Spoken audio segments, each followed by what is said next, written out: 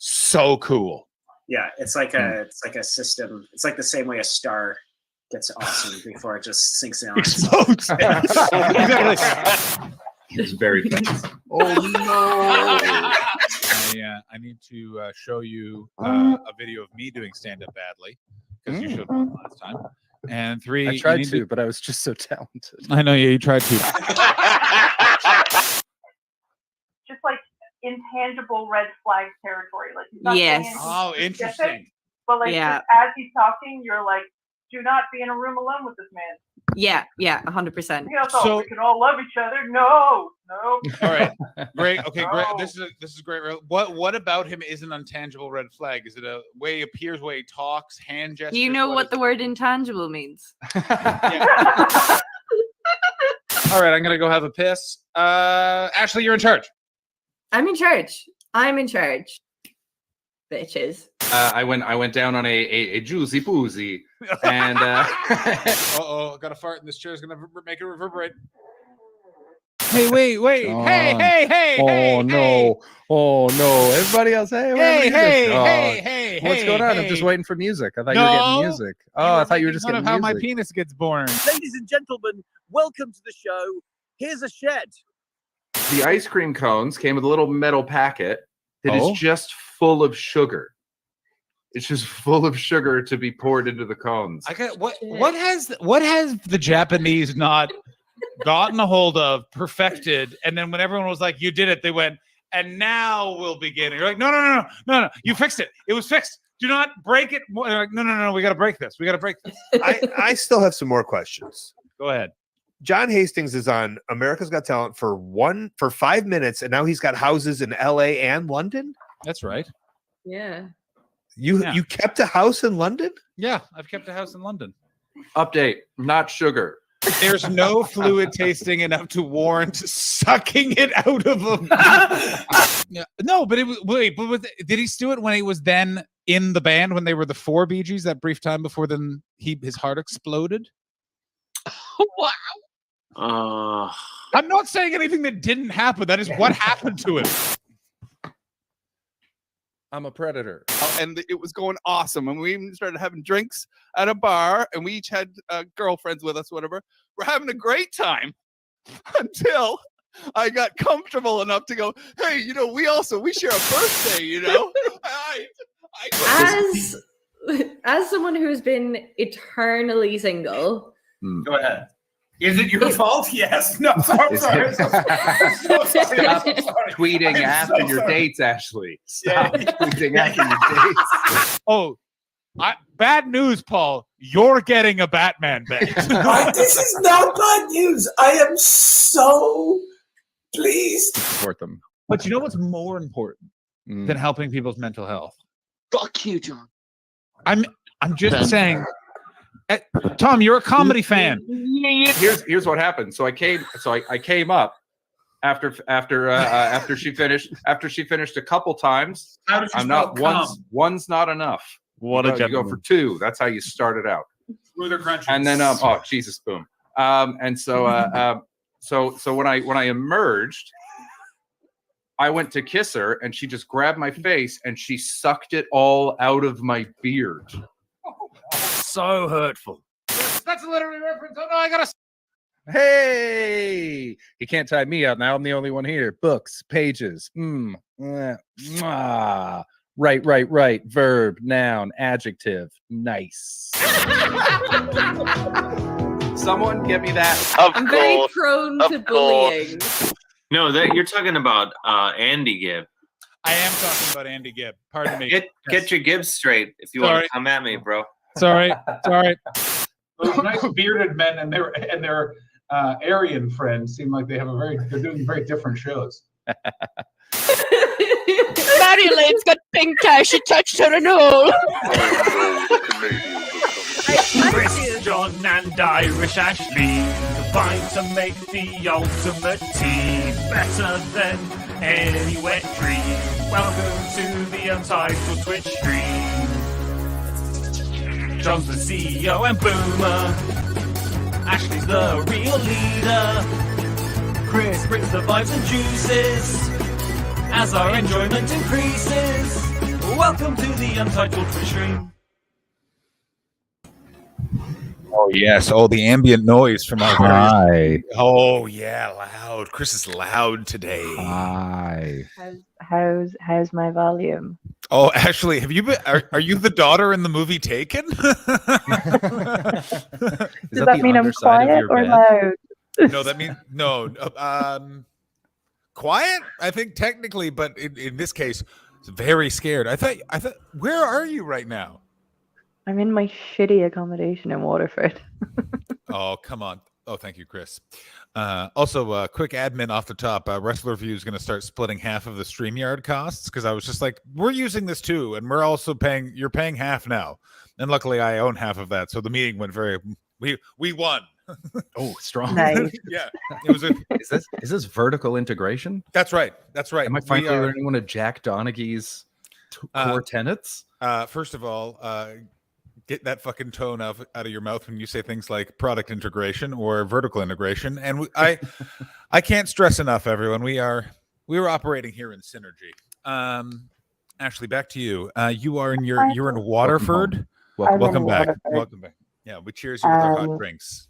I'm so happy to be back. I've missed you guys like too much, like maybe more than usual absences. We absolutely needed you. The show went right off the rails. Last week's show just ended with it was just me and Jordan talking. Yeah, because I had to run. Yeah, how'd that go? Chris, it was great. It was very nice. I don't really. Oh, we talked with Tuck came in a lot, and he was in and out. It was a whole thing. Andy, welcome back. Oh yeah, I heard the news about Tuck. Which news? Underbelly. I mean, Underbelly. The betrayal. Believe it. The knife still hangs in my back. By the way, how did that even come about? Like, who started the discussion? The Time did it. I think the Time must have done it. No, well, they couldn't find a venue, but I thought about this. I've been doing a lot of hill running because I now don't live in Koreatown in LA anymore. Newsflash, I had to move out because of my bed bugs, so I now live in East LA, like 30-year-olds. And there's nothing but hills find here. out some facts about East LA. A lot of I live in a neighborhood where Richard Ramirez killed someone. Right? Oh, I don't even know which killer that is. That's the so Night good. Stalker. I know who Richard. Oh wait, I do know who Richard Ramirez is. Oh yeah, he was brutally violent. Anyway, I was on a big long hill run, and I thought about this betrayal for about 20 minutes running uphill. Like just. And here's the thing that's the craziest about it. Welcome W Davies. Welcome W Davies. Welcome podcast listeners. Here's the craziest thing about it. Is he in that initial rant? I think talked about places he would and would not perform, and one of those places was the Underbelly, and he has betrayed us. Yeah, to the point where we have a command on this stream that is only applicable to him, which is Underbelly year-round shit con. Year-round shit cons. Also, it's a direct quote from Tom Tuck. If that's not what he calls this fucking show. But hey, look, if we're not about anything, we're about peaceful resolutions between warring tribes. Fair. But what I will say is what's doubly annoying is he is also doing it competing with me. He's doing it in the 8 o'clock hour, right? Oh dear. Let's all be fair. To be fair, everyone, that is a very competitive time slot at the Fringe. But seriously, arguably the most. I think 4 p.m. Everyone else is at 4 p.m. this year. It's just me. Late and Live is, I think, at 11. Hello. They're coming for us. Is at 11 p.m. That festival. Wow. Yeah. I feel very bad for the Coke dealers. They are going to be busy early these years. Yeah. I got news for you. They're going to have to wake up. By the way, in case anyone's wondering, here's John's new neighbor. Hey, there he is. That's the man himself, Richard Ramirez. Yeah, Richard Look at those cheekbones. I bet he killed him with his looks. Lives just up there. I'm going to pick somebody to kill me. Right? No, Ashley. Isn't no. those the last eyes you want to see? No. Huh? They're the last eyes you want to see. Exactly. Yeah, but I know, as I'm sure the chat probably also does know, how Richard Ramirez, the Night Stalker, killed people. It's not a. Was it with his big dong? Yeah. His beautiful Yeah, eyes there and was- his big dong. Yeah. I Coming I from re- Boomsticker, he also got fan mail for his big dong. I will tell you, I watched the documentary on Richard Ramirez, the Night Stalker, and the editor of that was almost as vicious as the editor for Comedy, which is they literally did a whole thing of like all these ladies wanted to fuck Richard Ramirez, and then boom, they hit you with a affidavit where it was like he was also a vicious pedophile, and they just couldn't. And then it was just like, oh, they fucking gotcha. Yeah. So these ladies are out of luck. It's only lucky 15-year-olds for Richard Ramirez. No, but yeah, I knew it. Yet another thing Ashley has in common with serial killers. What was that, Ashley? I said that line is really stuck around. Certainly I really need to put more thought into the jokes I make on this show. That's right. It was a great one. That's why it stuck around. That is going to be in my obituary. Mate, it's going to be on your grave. Power. If you can send us a picture of you when you were 15, we're putting that with that quote on a T-shirt, and you need to know that right now. Yeah, come on. I will never send you a picture of me when I'm 15. I mean, I kind of want to turn the phrase "I'll never send a picture of me when I'm 15" into something as well, because that also sounds very untoward. It does. I will never send a photo of me when I'm 15. 15 is within the age bracket of the years that I do not look at photographs of myself. So. Oh, okay. Oh. Well, unfortunately, everyone's going to see it. Yeah. It's going to be T-shirt and tote bag. That's right. Tote bag. Tote bag. Lucky 15-year-old. Oh no, man. Come on, guys. There has been so much chat. I miss all of the chat folks so much. There was one question I was going to address, which was, do I know the Will Duggan news? No, I do not. Oh my God! How? Oh, okay, yeah, all right. We'll start with that. So Billy Duggan had a couple of wobbly poppers and popped onto the old streamer Rooney, and one thing led to another. I believe Baldy had a hand in this, as did God himself, and so he has agreed on July the 6th. Is that correct, Christopher? That sounds plausible. Yeah. We have to do a stream on July the 6th from Will Duggan's place in Brighton, where if we raise 350 pounds during that stream, he'll get a Batman bed tattooed on his body. Yes. Oh my God. A Batman bed tattooed on his body. New stream alert. Just dropped. New stream alert. No, you cannot have a photo of me when I'm 15. Also, that should be a response to any type of like question that you could immediately get very upset at. Like, Chris, would you mind picking me up from the airport? I would mind picking you up from the airport. And no, you cannot see a photo of me when I'm 15. It reminds me of when Bobby Hill was being taught self-defense in a women's class, and he just yells, he kicks the guy in the crotch and he goes, "I don't know you. Give me back my purse." Yes. Of course, that's one of the best episodes of that entire series. Oh my God! What's crazy is if they made that now, Hank Hill would believe in QAnon. No, Dale would, and Hank would call him an idiot. Yeah, that's true. But they would both love Ted Cruz. Yeah, well, he's just a good, hardworking man who doesn't defend his wife. Peggy Hill would make sure that Hank Hill didn't like Ted Cruz. If you're missing watch King of the Hill. It's a perfect show. It is really good. It is so much better. It's very much like Schitt's Creek in that very little happens, and it's not the funniest, but it's still. Oh, it's funny. It's funny, but not the funniest. All right, it's an all-timer though. We can agree on that. I want to hear, Alex, can you please post the link to the GoFundMe again, because I've lost it and I want to see if we've made any money.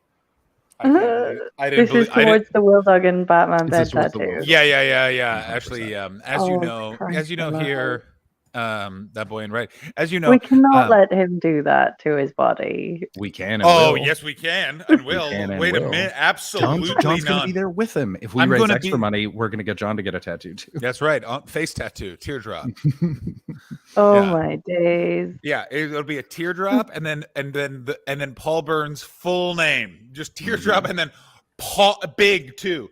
Paul, underneath the eye. Yeah, and then burn over the mouth. No, get Paul over one eyelid and burn over the other one. Yeah. And then it down on the back of my neck, and then I can start a screamo band and commit suicide. Yeah, baby. Yeah, screamo. Love it. Hey, can we take all the elements of music we don't like? We can. Let's make it happen. So, Ashley, what are your reasons against this happening? Go ahead.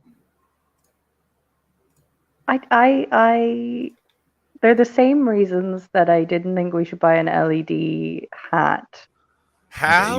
You were wrong on that. We got you were wrong on scammed, that but one. you were wrong. It was a Yeah, great and also idea. because We of that just scam, got we got a lot of content. Yeah, So, absolutely. so I guess you're against content for the Did we program. though? And Did by we? the I feel way- like we would have gotten more content had we gotten the hat. Oh, for sure. But Yeah, that's- of course But you're we should have, admitting but that we it was a wouldn't- good idea. It But was we a wouldn't good have known. idea. We didn't know that we weren't going to get the hat until we. I'm sorry, I said we weren't going to get the hat. This is That's not a scam. consensus. This is a democracy. Also, so here's the GoFundMe page. Will's Batman Bet tattoo right there on his Oh forehead. my. Right. I forgot that he set the price so low. It's $270. He said it at Um, 270. He said it at $270. He must I have a honestly think- quote for that though. And That's a very no, we're just- specific number. however big we can get it for 270. That's what that's what Okay. he's getting. And that is only like 5 LED hats. Yeah. Come on. That's pretty good. Yeah, for the price of 5 LED That hats, means we this are will going to. happen. Yeah. Yeah. Yes. Oh, Christ. I feel like he set the price so low. I feel like he sort of wants this. He doesn't. He doesn't. And let me tell you who also doesn't. His fiance. But you know what Will is? He's a man who commits. This is the Really problem. is. Yeah. Does he at least get to pick where it goes? Or was that decided too? I think he said his foot, but I'm angling for inner thigh. Yeah. If That's we what I gave him want. 500 pounds, would he do it on his dick? That's my question. How much for on dick tattoo? And then vroom vroom where his pubes Oh, grow. let me tell you, I have a friend who was she was dating a lot of gutter punks, and she hopped trains across Canada. Anyway, we left a party because a bunch of people started doing heroin, and this is how weird the world is. I was apparently the first person to ever think of this, where someone was like, "They're doing heroin," and then I went, "Well, we're gonna leave then. We're in theater school. We're not sticking around to see what happens after the heroin."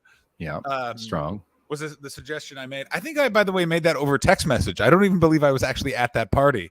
And then they came, and then one of them came with, or something. Either way, I found out that she had, my friend had shagged a guy who had the words "fire truck" tattooed on his dick when it was hard, and then the words "fuck" when it was soft. Oh. Yeah, that guy ruled. That guy fucking ruled. I mean, okay, let's break that down for a second. That means he had to have Oh, he was a big- consultation with that tattoo artist, hard dick. during which he had to be soft and hard. Yeah, and they drew and they had to measure where the words were going to go, so they probably had to do it a couple of times. That's the best. There was excellent. Put foreskin. Did he have foreskin or not? Was I it don't- good, or was this? He I must don't know if I have. saw a photo of it, but she did say at that same beer drinking session, she measured a guy's dongaroo that had just left. Like he had a couple of beers and then he left. And then when she was like, "Oh yeah, I sucked that guy's dick once," and I was like, "Damn!" I was like, "He feels like he has a small dick." And then she like on her tongue was like, "That much? It's so small." And I was like, "You remember on the tongue?" It was so funny. It was one of those hangout sessions, Like which a are- big pill. It was so wild. Oh I can picture that guy. That guy, by the way, so fun. But I've never been more like, yo, you have the tiniest penis. Like it's just, yeah. You know, a guy who's just really good at dancing. You know what I'm saying? Like you are too good at dancing, my friend. You've really had to figure out every angle. You know what I like about that is that there are two stereotypes that should disprove that, but I enjoy it even more because of that, because stereotypically black people can dance very well. Stereotypically black dudes, huge dinguses. But here's the thing. Whenever I've gone to any sort of dancing event, the person that stands out against all stereotypes is there was always one straight white who is like fucking. He's got like an 80-year-old and he's like dipping her. He's doing a full like. You know what I mean? Like And that's that guy, insufferable, not fun. Oh, fuck him. Like fuck Not that guy fun. in the neck. Like I don't want to be rude, Ashley. You've made out with a couple of these guys. You know what I'm saying? In that I've made out with a couple of those guys in the past 2 weeks. Yeah. By the way, we're not going to tell those stories. We have exciting news for you guys. There's 4 people in 2 weeks. 4 people, and we're deciding to keep some of the juiciest things for the Patreon episodes. Yeah, So, you're gonna have to sign up to the Patreon if you want to hear about in these the kissing Patreon, stories. we're recording it tomorrow. There's going to be kissing names. Ashley's going to name some names, some jerks. I'm gonna name a name. A name. I meant to say I didn't realize we were naming names, but that's very exciting. I'm very excited. I know the name. One It's a of fun them. name to be. Not all of them, but one of them. All right, fine. Well, you're spared again. Drop that name. I'm gonna drop the name, but you're gonna have to. Murdoch. That's right. It may or may not be some form of comedian. Patty, we love Do you. you Thank you think for you would- subbing. Thank you, Do you think you would get a UTS tattoo? I, at this point, think I will end up with one. Cool. Through some form of fundraising event. Well, that's. I mean, John's going to get one when he's at Will's house. That's Yeah, what's well, happening. it depends on how much money it is. If you guys end up giving me 50 grand, I'll get the UTS logo tattooed on my balls. We're just going to get like a quick sketch of the letters UTS, and it's going on your butt. Yeah. Because we support you. Me? Are you talking to me or I see? This sounds weird, and Ashley, I hope you take this the right way. Between me or Ashley, I weirdly see Ashley more likely to get a butt tattoo, but I could see that I could totally be talked into getting a tattoo.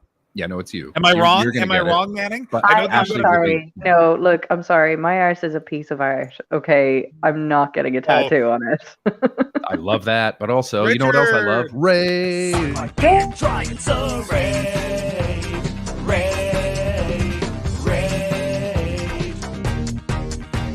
Welcome to the Untitled Twitch stream with John and Chris and Ashley. Stick around and give us a follow. You are awesome. Welcome, Raiders. Hey, Richard. Thanks for the raid, buddy. I have to say I'm really fucking missing my fucking home setup. Like I used it less and less this year. Oh, I'm so homesick. Oh my god. I need my own space, please. Mm. Oh, it's. However, today I started planning my return to Scotland. Oh, like actively going. This is the plane I'm gonna get. This is the buses I'm gonna get. Like, where are you it's gonna? happening. Where are you living? I'll be Is it- moving in to a flat in Glasgow. When with wonderful Matt McCallum, who we might recognize from the chat. Mm-hmm. Sometimes he's not always here, but sometimes. he Follow-up is. question: are you staying in Glasgow for the French, or are you gonna stay in Edinburgh for the French? No, I'll be staying in Glasgow. It's super Smart. easy to get between Glasgow and Edinburgh. Edinburgh prices I cannot afford. Oh, no shit, bro. I am. No, but I can get a bus for the week for like 40 quid. So Yeah, do that. and that bus goes all through the night. Why the fuck didn't I stay in Glasgow? I will be staying for the first time ever in Newtown. What the fuck? Ooh, Which one's Newtown again? I always forget the neighborhoods. You know the It's nice across this. Yeah, it's the nice bit. It's across the like. you know that station Park. weird moat? You know, like you're in the old medieval town. You know the Mhm. part you know where the stand is. That's it. The stand is in Yeah, Newtown. the stand is Gotcha. in Newtown. Okay, gotcha. Yeah. Yeah. I'm in fucking Ooh. Newtown. That's a Yeah. pain in the ass. That's just far enough away that it's like, ugh, I don't want to go. Yeah, and none of that. That's It's, okay. Haymarket is where we are. Like we're Oh, fucking- Haymarket's fine. Haymarket's fine. It's I'm looking like I think it's between like a 20 and 30-minute walk is what I'm guessing because it like Google Maps is putting it at like 15 and I'm like with the crowds during the Fringe. I hope. It'll be I'd give yourself 20 minutes, but it's really because you would walk up the King's Road from Lothian Road, and it's like grand. That is true. I just realized which the walk is. The walk is actually that is so fucking gorgeous and right by the. So nice. Also, don't I go by the pubic triangle? Well, that'll be fun. Pop in. You go right by the pubic triangle. Oh, that's me. walking And to you the go street. right by the creepy graveyard, which I love that creepy graveyard. Mm. Mm-hmm. I always like to think that the people that got shucked out of the places in the pubic triangle are the ones buried in the creepy graveyard. That explains the Probably quite creepiness. likely.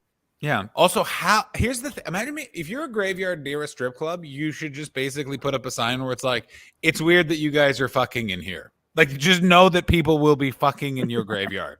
Oh, for sure, 100%. That's Yeah. it's you ever been having sex against a table and you're not sure if that table can handle it?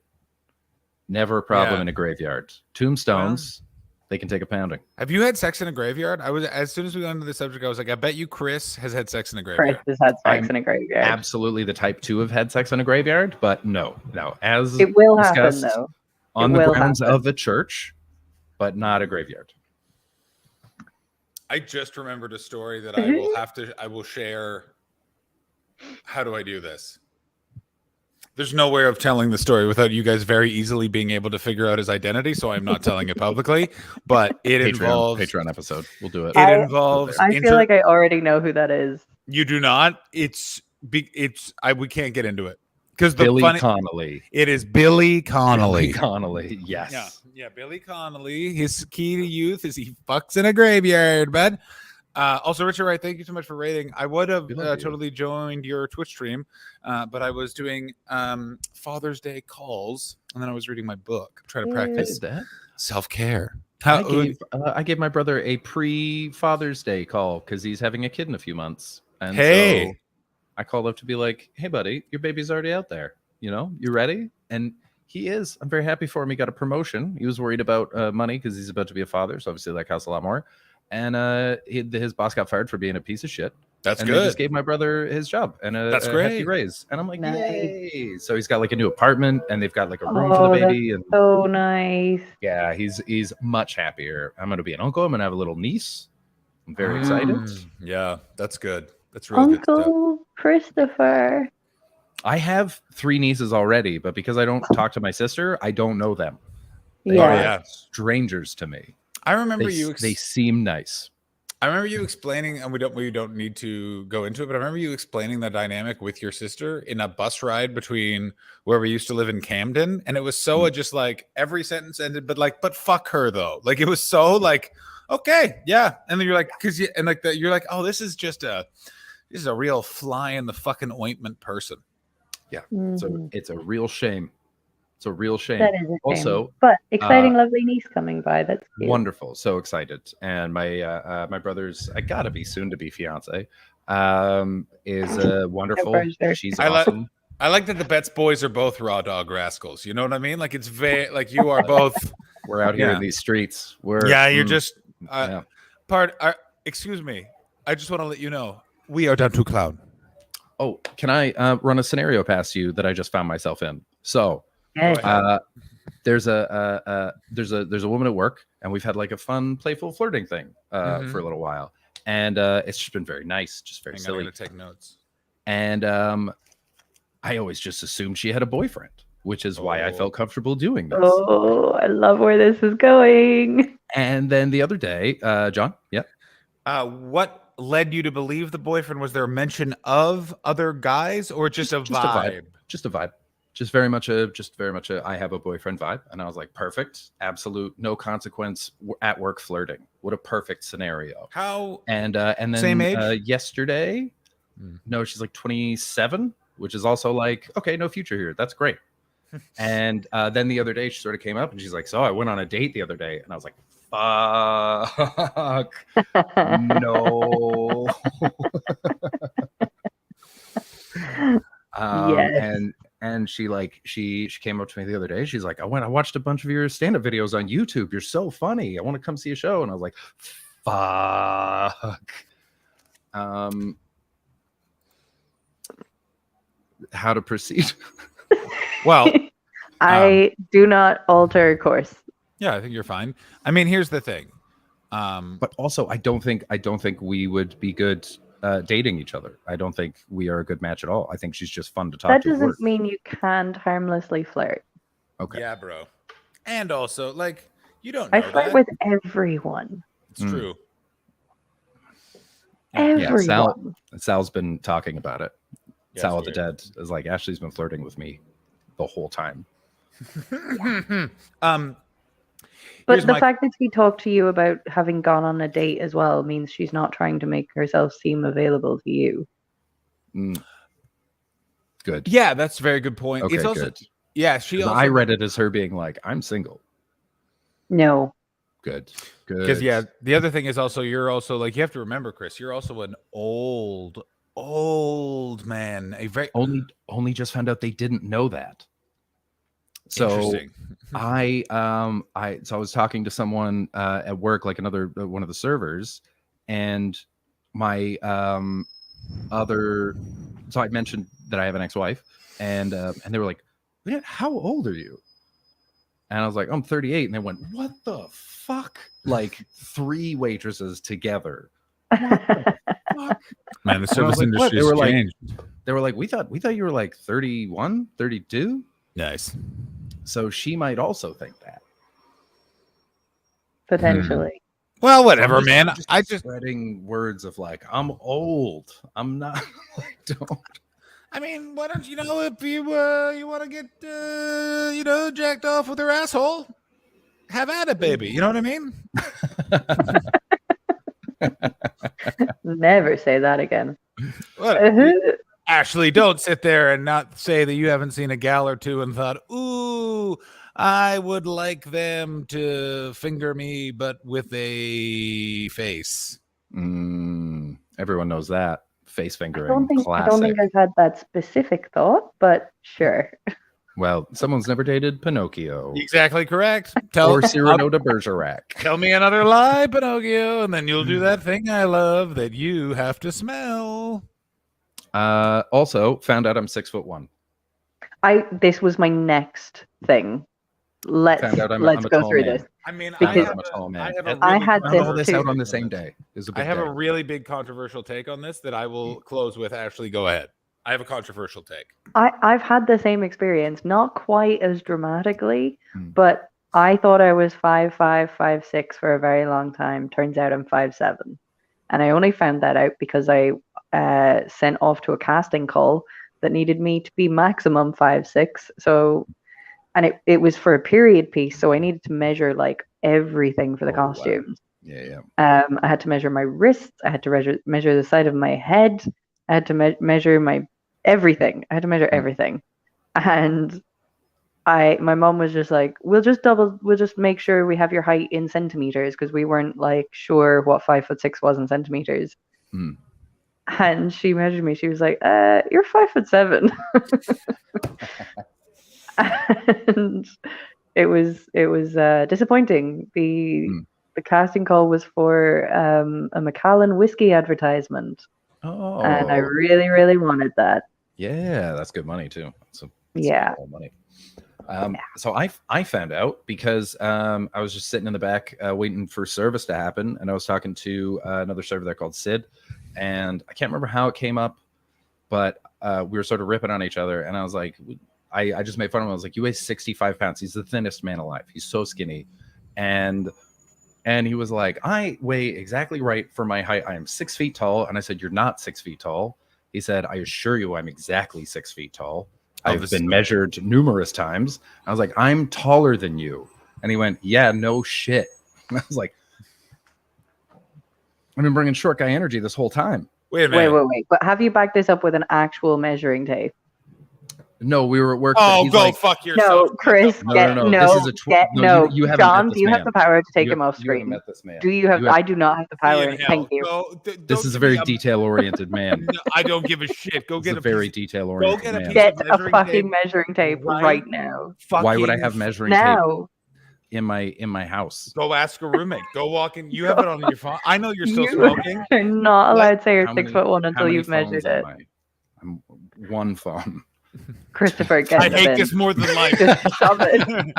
I hate this more than anything that I've experienced. No, but then in I've the lined last- up against other people as well. No, and it's all Stop it. worked No, out. no. It's all worked Everybody out. is delusional about their own height. Fuck You yourself. need to actually This is a detail measure man. it. This is a detail man. I don't. Turns out I'm give a 5 feet tall. Turns out I'm 5 feet tall. This is 5 feet tall. Thank you, Patty. Jesus, my God in heaven! What an amazing Alex batch. lived I with have me. I have only been in a room with you once, and I cannot think what height I thought you were. I'm 6. I'm too tall to. I don't know anyone's height. I just get excited when people Everybody's are taller smaller than you. Yeah. I love when someone's Wait, taller than me. 6'3", 6'4"? 6'4". I'm 6'4". Yeah. Or 6'3" or 6'4". I don't fucking know because No, height I think is you're 6'4". it's made up. Height is made the fuck up, except for It when is. you're Chris Betts, who's literally I'm 6'1". 5'3". That is true. I am 5'3". You are smaller in the evening than you are in the morning. Because because if you're standing up and walking around all day, gravity actually weighs everything down, makes you just sit slightly shorter. And after you've been lying down all night, you're kind of elongated a bit. That is true. I believed everything Boom stickery coming in. Your joints and spine compress. There we go. Thank you. But Boom Stickery and Kimmers, all of that doesn't matter because to be able to accurately measure what was happening in the morning and the evening, that would require some measuring tape, not a fucking guy who works in a bar. Therefore, Chris Betts is still 5'11". Go fuck yourself. This is insanity. I'm not. You know what? I'm getting taller. I'm 6'2" now. No. Get some measuring tape. I'm 6'2". I'm about to be 6'3". You need to get measuring tape for the Patreon episode tomorrow. Yeah, I'm gonna put it in my Twitch bio. Famously 6'3". I'm exactly a foot taller than John Hastings. I loathe you. I loathe your friendship. Go fuck your.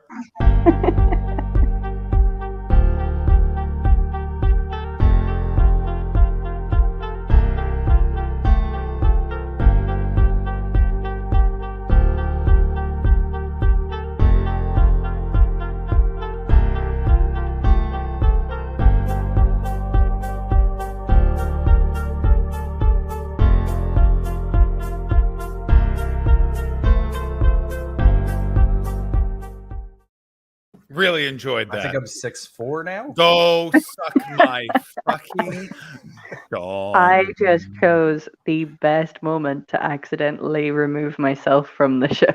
When was that? During the 30-second countdown. Oh, you missed it? No. I saw most of it, but Oh, I you did? accidentally Okay, good. exited the show and came back in.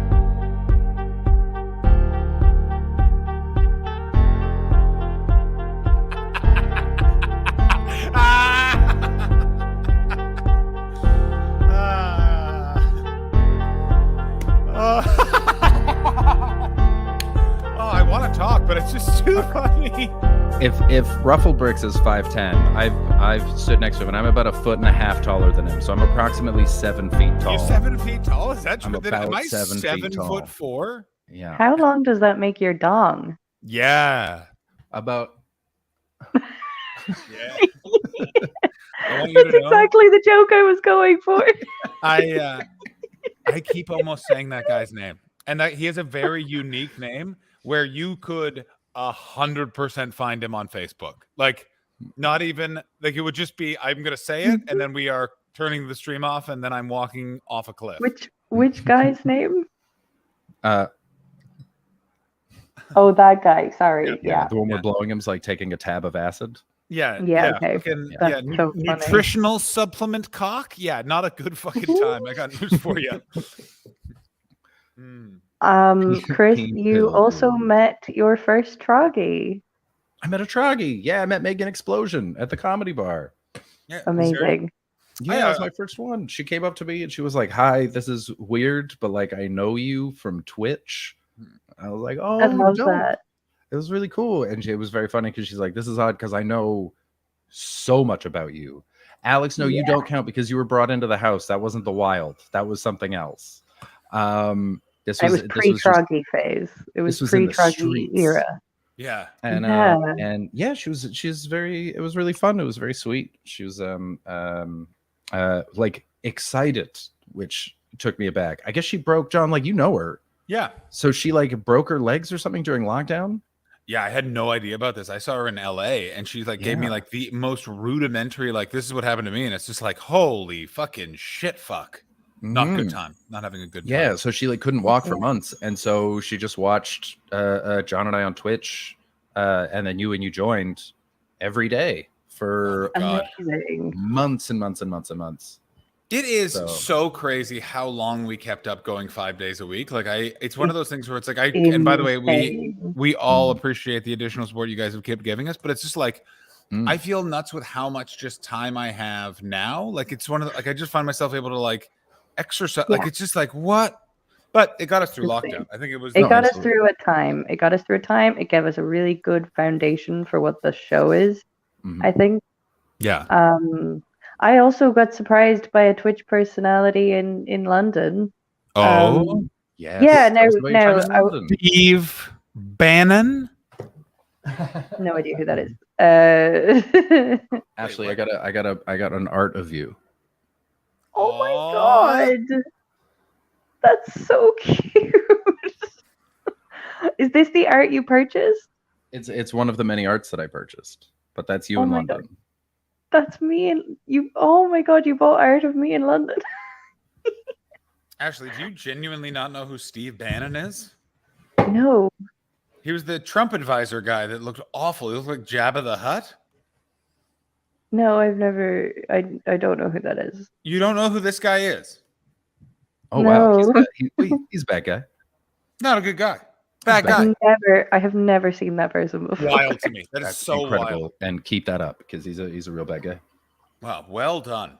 Well fuckity done. Ashley, tell us about London. Yeah, please get into it. London, oh my days, I loved it. It was so good. What train station did we arrive at? So I get into Heathrow Airport. I get the Piccadilly line into the center. Cockfosters. Go on. Towards Cockfosters. Always exactly. funny. Always funny. And then I think I got on the Jubilee line, and then I got on the Overground because I was heading out towards South London, which is where my friend that I was staying with lives. And then, yeah, that first evening met two friends of mine, one of whom I haven't seen since school 10 years ago. Oh. And then the other who I have seen a bit more frequently than that. But we went to see Dylan Moran. Oh shit! How was that? Oh, it was so good. I will say, not quite as good as his last show, but still very, very good. Yeah, he's so good. I love that guy. Is he the best? Is he the best one going right now? I think he might be the best. I think he might be. Yeah, I'm curious. I want to see. Yeah, no, it'll be better than that. I was gonna say I want to see Gerard Carmichael's new special because that kid's building something special. But Dylan Moran's better than Rahathnal or whatever it's called. I've watched it. It's great. Also, I hear Tommy Tiernan's hour is also supposed to be absolutely. I mean, Tommy, like, I'm gonna be talking some trash about some people tomorrow night on the on the Patreon episode, but Tommy Tiernan's not one of them. Nice. I worked with Tommy 2 weeks ago, and he's just so nice. Speaking of someone's height, that guy is way too small. He's a tiny little guy. I could fit him in my height. That's insane. No, he's shorter than No, you. He's not. He's not. He's about the same height as me. I remember thinking when I first met him, I'm like, I could throw you like a javelin, Tommy Tiernan, because he looks. No, he's only my height. He's not that small. I was wearing heels when I was with you. Maybe so was he. But also he skitters around a lot. That gives you he sort of crouches you, runs around. Fair. So like a tiny little guy.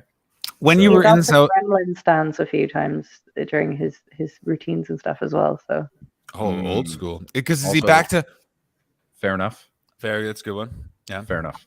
I Absolute contender. I completely forgot that Maria Bamford was performing in Glasgow and missed it and saw all the comics at the event posting online, and I just went, shit, I was gonna be there. I'm doing nothing right now. That's where I was going to be tonight. Raging. She's fucking incredible. Was she at the stand? She's too big for the stand, right? Glee. Glee in Glasgow, She's at yeah. the Glee? That's crazy. Yeah. But She it's should like- be doing theaters, but But also you have to remember the Glee in Glasgow is like 350 seats, It's, and like it's pretty big, yeah. And it was, I don't believe she sold out. that's insane. She's so good. Or if so she good, did, but- it wasn't until very close to the day. it's also that thing of like she's really really good, but like her audience is definitely out there. But it's like and dedicated. It's not huge. You know what I mean? it's Like, not. But it should be because their stuff is brilliant. she's the best. He's one of those comics, though. Also, can I just say this? Mm-hmm. I hate the phrase comics because it denotes that we're into weird shit, not we're more knowledgeable. So you should be listening to us. Because it's like, sometimes I'm like, No, I would say it meaning we appreciate the intelligence behind it. And you That can't. would be It's what like I how mean. there's like a chef's chef. Like you know how there's Yeah. like it'll be like how chefs will sit around and eat like hog head. Yeah. And most people will be like, oh, I'm not going to do that because they haven't figured out that like it's just another part of the body and it's delicious and it's fine. It's so good. It's Maria Bamford is the hog head of comedy. I got you.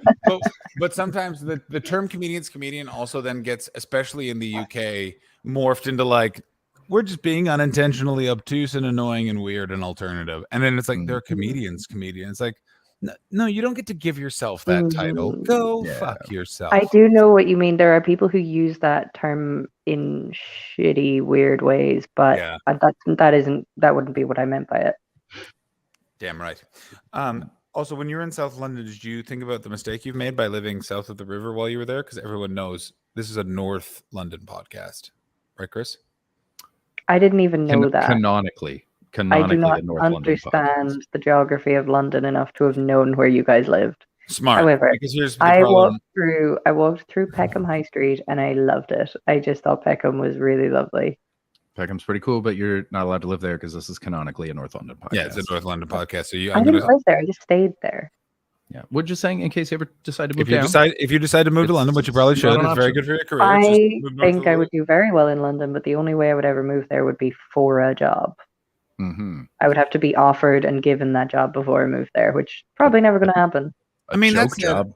Yeah. What's up? Here's what I want to say about being poor in London. I know being poor sucks, but London weirdly is a great city to be poor in. And I have not lived there during the times of inflation or Brexit. I was just poor in 2012 when it was just good old fashioned austerity measures. Here's the thing with being poor there. Here's the one thing I would say is it works because it's kind of dreary all the time. So you're like, yeah. I didn't think it was dreary at all. I think it's so pretty and beautiful, and I loved it. It absolutely can be. It absolutely absolutely can can be. I do miss. I miss the art galleries there more than I thought I would. I also miss being able to have whatever I want, whenever I want. That's the thing that's really good. That was pretty sweet. But as someone who was very poor in London, having disposable income for the first time in 10 years, pretty sweet, guys. Can't recommend it enough. Yeah. I bought art today. Well, the other problem also with London I is bought art recently too, and I need to share my art, but I realized I can't do that from my phone. Cool. Ooh. Chris, My my art is like canvas oil painting, and it's a painting of a piece of popcorn. Great. Oh my Love god. it. I Yeah. love it Bring it so out. much. Bring it out. Wait, Show us what your art. I will have to do is quickly leave and send it to one of you, and then you can put it up. Send it to Chris, and then first of all, Okay. tell us what is the crest on your sweater? Oh, this is my dad's jumper. We're gonna make you big Happy real quick. Father's Day. Happy Father's so Day, everybody. Happy Father's Day. This is the insignia for the Dublin Irish Sub-Aqua Club. Oh my Sub-Aqua? god. Sub-Aqua Sub-Aqua. Club. Come on. Diving, scuba Sub-Aqua? diving. Is that a Spanish dance? It is. I It think is Sub-Aqua. Yeah, danced often by a small penis man at a wedding. We're back. Come on. Yeah, Call back it. is. I call back it. There's words have escaped me now all of a sudden, but the saying on it, it means something quite funny, but I can't remember what it is. It's animus in iundus or something. If anyone knows Latin and knows what that means, I think that's bros. it means before something O's. quite funny, I believe. But yeah, Animus Irish Tobacco iundus. Club, and it's got loads of tiny little moth holes in it, but I love it, and it's older than me. Good sweater. It's a good sweater. Okay. Oh, by the way, I just want to point out that when you said you hadn't seen your friend since school, and that was 10 years ago, that made me uncomfortable, and I'm mad at you. Oh what? Christ, we got to get into the whole fact that I was invited to my 10-year school reunion this year. Oh my I'm about to God. be invited to my 20. So Yeah, Sucks to be you. when You did I are You know a what? decade older than me, so Yeah, but I only look 3 years older than you, apparently. Holy shit. hey, My do not 20 tell me I look my age. Yeah, I graduated high school 20 years ago. Yeah, right. Next year. Holy shit. Fuck. That is awesome. I love every day. I am not anywhere near fucking Oh, school. I am Really? not Blech. going to my reunion. I am 20 years ago not this week. going. What? It was when you 20 years ago graduated? this week, I graduated from high school. Yeah. So it was that 20 makes- years Yeah, ago that's- this week that I moved to France. I'm this week as well. Crazy. Oh my God. Chris, are you going to, like, for old time's sake, just start selling shoes on, like, Bloor and Ossington? Only if I can find a cool old Tunisian man to hook me up with his source. I don't know these people. I mean, if it was the Toronto I lived in now 10 years ago, there would definitely be a bunch of Portuguese smoking in just an abandoned shop front, and they would definitely have some shoes you could sell. Yeah, I haven't met many Portuguese. This is much more of like an Ethiopian neighborhood. There's like 4 Ethiopian restaurants on my street. That's good. That's good I don't stuff. know anything about that community other than that I love their food. Let me also say, but you know about the great Portuguese breakfast places that are if you go down to college. This is a top tip for if you're ever in Toronto, go to Little Portugal. They do fresh baked bread with farm fresh eggs for like $4. Little drizzle of olive oil, little hot oil on the side. Go suck your dick. It's Dope. delish. Dope. Yeah, That does sound really good. served by the Ashley. When I say old, I mean like I think you died many years ago. Like, but in that way that like Spain, France, Italy, Greece, Portugal all have this, where it's just like like they die 30 years before their body realize they're just like, yeah, they're mountaineering olive finding folk, you know, and it's the sea from the Mediterranean, and so they're just fine. Yeah. Yeah, They show Right. it, but incredible. I'm You gonna go get a drag? I'm gonna take myself off. I'm gonna send that picture to Chris. I'm gonna move because I now have to plug my phone in to charge it because I'm running out of battery. great. Then when So, you come I'll be back, back. I'm gonna Then pee. I want to hear about your gig in London. I want to hear about your gig too. And I'm gonna pee, and then I'm gonna get some more coffee, and I'm gonna come back and we're gonna do another show. Ashley, you We can go. do all the Me and stuff. Chris will Okay. vamp. Bye. Pow, pow, pow, pow. Pam, pam, pam, pam. So Chris, you're a bartender again, back at it 9 years, 8 years? How long has it been since you've been a bartender? Yeah, probably about 9 years. Hawksmoor Still to got- now, wild. Still got it, baby. That's good. Still that's got good. it. Yeah. And which so is very restaurants nice. open, no longer doing catering. Nope, still doing catering. Found out restaurant probably won't be open till the fall. Why? So, Why? yeah, real pain in the old dick. But I know that the guy that's moving over there just got replaced at his job. So things are in motion and they want me to come in and do office hours so that I can like plan their cocktail menu and choose the spirits and stuff like that. So I'm pretty amped about that because I love that shit. Can you do one cocktail that's what's the worst cocktail you could get away putting on that menu? Like what's a ridiculous one? I mean, if I can do this, I want to put on a grasshopper, which Yeah, is that doesn't sound outlandish. Creme de cacao, creme de menthe, and cream. I hate it. And I want to do that as an ode to the guy that taught me how to bartend. Because he used to put that on every menu that he ever had because it's terrible. And that was his fun little joke. So if I can send him a message, a quick little picture of my cocktail menu with that on it, I think it would be very fun. Phone Ashley's back. It's in the Discord. I'm gonna pee and grab some coffee, and then we will continue with Ashley's fun trip to London. Dope. So Ashley, tell me more about your London experience. Like, how did you enjoy it? Was it what you thought it would be? It was, yeah. I think You look very much like the picture of an author in the back of a hardcover book right now, and that's a compliment. Sorry. you were Well, saying. that's okay. I'm very much in a fluorescent light. Yeah, London was amazing. I do genuinely think I could move there in a heartbeat, if the opportunity presented itself. But I'm also very much looking forward to moving back to Glasgow at the moment.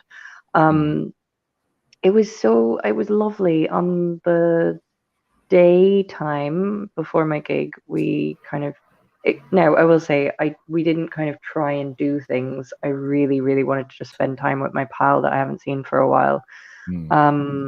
And so we had a lovely morning. We just had breakfast. She made me pancakes. It was amazing. Oh, nice. And then we kind of sauntered off. It takes so long to get anywhere in London. That was the thing that struck me. It's like an hour and a half to get anywhere. Oh, well, from Peckham it is. Yeah. If you're But, in town, 15 minutes. Yeah. But like, I mean, you can get anywhere in Glasgow in 20 minutes. You know what I mean? So yeah, it was taking a while to get anywhere. We ended up, I wanted to see a museum, so we went to see the Science Museum. Awesome. And I think the next time I would like to do the Natural History Museum. But it was it was fucking hot in London this week. It was like 30 degrees. That's too hot. I don't want that. It was very hot, and I was dressed in the same clothes that I'm wearing in Waterford, which is not hot. So, and I only had one pair of trousers with three tops with me for the whole trip, which is possibly one of the first times I've traveled with one pair of trousers in at least a decade. Actually, no, definitely 2 decades. Yeah, I mean, I saw your tweet about hopefully not shitting your pants. Didn't shit my pants. Didn't folks. shit your pants. Didn't shit my pants. I want applause emojis in the chat. Didn't shit your pants. Didn't shit my pants. Yeah, so we did the museum, and then we walked outside. It was so fucking hot, so we saw a gelato place. Queued for gelato. Got gelato. Yeah, it was amazing. It's freaking tasty. And then we went off to my gig, which I'll wait for John to talk about. What? But let's. Oh, there he is. There What were you waiting to talk about? I was just about to. I basically gave a rundown of my day in London before my gig, and I was just about to talk about my gig. And where was the gig? So the gig was at Angel Comedy. Which one? The Camden Head in Islington. The original. Old school. Yeah. So wild. It's so pretty wild. great lineup. Who? They're Callahan? Callahan. Nice. Was on with Fiona Ridgewell, Chin Wang, and there was one other person I kind of vaguely knew, but then there was another few people that I didn't know as well, and so it was a really fun lineup. Was this specifically a ladies' show, or was it just dope booking? No, just really nice booking. Nice. Really nice booking. Hate to hear what they say about that on GB News. It was just a fun gig, sold out room, and lovely bar and everything. So yeah, it was great. My friend that I knew from school, she'd never seen me perform before, so she was very excited, and I was very nervous because the last time somebody saw me perform, it was dog shit. So I had friends come, and it was also the first time Garrett had seen me, Garrett Millerick, and I had one of the worst gigs I've had in a very long time. So that was terrible, and that was also my last gig before this one. Oh my god! Which was 2 months ago. So I was very, very nervous I was going to have a bad gig, but folks, just make me a celebrity already, because I was class. There we go. Done. I was maybe one of the best I've ever been, even though it was only a 5-minute spot. It was good. Yeah, I love that feeling when you're just like, I'm in the pocket. Oh, in that room, you can really fucking smoke it. You really can. It's got everything you need. That was where I met Paul Byrne. In Angel Comedy. Mm-hmm. He came. Our old manager Emily sent him, and he came to watch me do my first Edinburgh hour. And I didn't know him. I'd never met him. I'd never seen him before. And this guy walked in, and I was like, I feel like that's Paul Byrne, and it absolutely was. and he came up after and was just very nice, and a friendship blossomed. It was really cool. That's really nice. That is really good. Here's the weird thing about there's a couple of weird things about Angel. Here's the main one that's weird is that pub let them run a comedy night that became so successful, they opened a pub that now competes with them. That's the thing I always think about. Like, they must be like, what the fuck, guys? Yeah, but they didn't get rid of the thing. I feel like they put so much money into the pockets of that goddamn pub. Oh my God. Sorry. The pub never paid them to run that show. Never gave them any money. Just went, yeah, okay, you can have. I think still charged them rent. Fuck. Wow. Maybe doesn't anymore, but did no. for years on that. It was like a $50 like function fee thing or whatever. And it's like they're putting how many people you fit in there? 150? 100? I mean, there was also a period Every of time, Ashley, where before they had the Bill Murray, in the sort of run up to that, there was a period of time where they were doing shows at like 3 p.m., 5 p.m., 7 p.m., 9 p.m. Like insane. And like line up around the block, sold out every time. Like Jesus. A bunch of That's other a boom right there. Yeah, like a bunch of other shitty promoters in the area, Martin Besserman being the big one, basically were like, this is what killed the British comedy. What killed British comedy was a variety of things, including economic factors, entertainment factors, and the fact that a shitload of those comedians are still doing the same 20 minutes and they suck. Yeah. Well, also, the idea that Martin Besserman, who runs Monkey Business Comedy and may or may not still be in business, I couldn't tell you, but is one of the worst comedians I've ever seen in my life. That's because he hosted his own show. You want to know why your club failed? Because you're bad and you're a weirdo. That's why his club failed, specifically. And so I love it when guys that are terrible are like, it's because they're doing free shows. It's like, no, you're bad at this. It has nothing to do with the free shows. I am currently on the Ashley, can I book your next trip to London? Can I book you the shows? Yes. Oh, buddy, you don't agree to that. Don't agree to that. Because I would like that to happen. First place you're playing is Monkey Business Comedy Club. World Voted famous. It's voted best in North London by the Camden Guide Kentish Towner. And I wonder what year that was. I bet it was 2003. Yeah. Oh my God. Look how many venues he might have. Wow.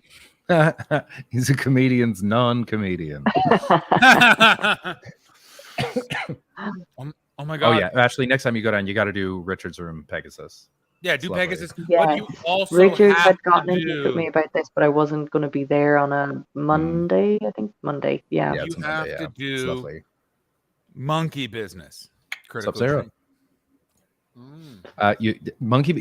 Everyone should do Monkey Business because he is bad in such a specific way that it's fascinating to watch. He did my favorite piece of crowd work. I think I've talked about it on the show before, but it was remarkable in that there was a table, it's just two women, and he just went over to him and he went, lesbians. They went, they like no other word, just lesbians, and they went no, and he just went gross and walked off, and that was it. That was the whole piece of crowd work. It was fucking insane. No. Yeah, he's the worst. He's one of the worst comedians I've ever seen. Oh, that's something that we're going to do on the Patreon. I'm going to talk about, I think, the worst comedy set I've ever seen in my life. Yeah, I cannot wait to hear about that. Was it in Toronto? It was in Toronto. I'll talk about. It'll be say his bad. name on the It'll be Patreon. bad. Can you put his name in the private chat for me right now? No, because I want the reaction to be pure on the Patreon. God damn it. Yeah. Oh my God. Oh my God. Yes. Richard, Richard Wright is the perfect person because he has a better memory than me. We need you to go play the T-Bird. You need to go play the T-Bird in Finsbury Park with fucking Yomar in 2013, that goddamn lunatic. What an awful, awful venue. It was great. Really, There's no truly way the wonderful. Lions Den is still going. There's no way. I think it's run by someone else now because the guy that used to run it, who was a sweetheart, he was a very nice man. He passed years ago now, 6-7 years ago, I think. And but I think someone else took over. Yeah, Tim died. Oh my God. What a nightmare of a show. What an awful. Whose set did we watch from there? We watched a video of someone's set Sweet from there. Steve, I bet you. I can't remember. Comedy Bin is a terrible name, Alex. I kept saying that. They had nights 7 days a week, Comedy Bin. And I was like, It's joke trash. You called your fucking show joke trash. Oh my god. Coming in from Ruffled Bricks. Oops, sorry. Did I ever tell you about the time I was at the T-Bird and the MC put duct tape on a woman in the front row's mouth? Ashley, That shouldn't you be have to legal. understand. I feel that it is. So Ashley, you have to understand that Chris and I have just moved to the UK from Canada. I've never lived in Europe. I'm picturing it's like, but like we need to do spot. I like doing spots every night at that time because I was a lunatic. Yep, and if same. I couldn't get regular spots, we would go and like bounce around and do multiple comedy bins at night, and they were insane.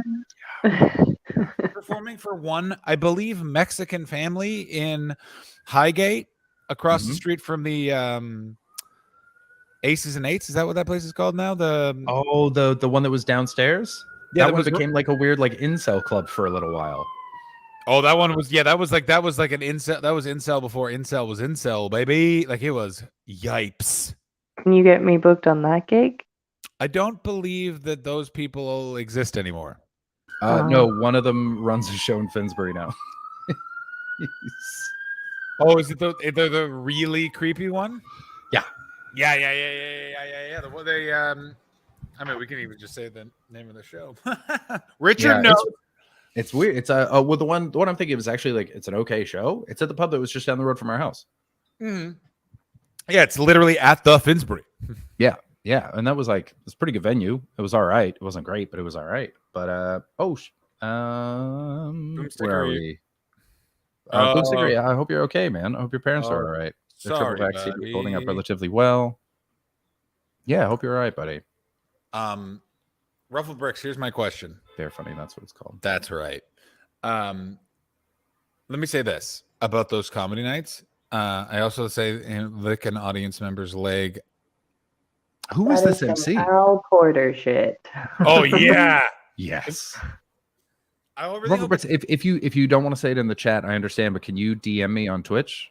Or DM us on Twitch, the UTS account, because I really want to know who that is. Also, Ruffled Bricks. But I don't mean okay. So I'm trying to think. Here's my problem: is I can't put faces to names from that time. But I bet you, it's either like there was that one guy who had scabs on his face. Do you remember who I'm talking about, Chris? Like you know that whole crew that hung around TNT. You know what I mean? Like that real deep open micer circuit. You know what I mean? That's one of the few shows that I didn't do because Sarma, who booked it, offered me a poster for my first night, and I was like, no, I don't want. Why would I want that? And then she never booked me again. Yeah, that's right.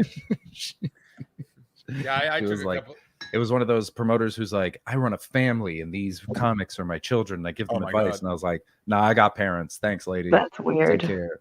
I once took It's like a a girl. low stakes Mitzi Shore.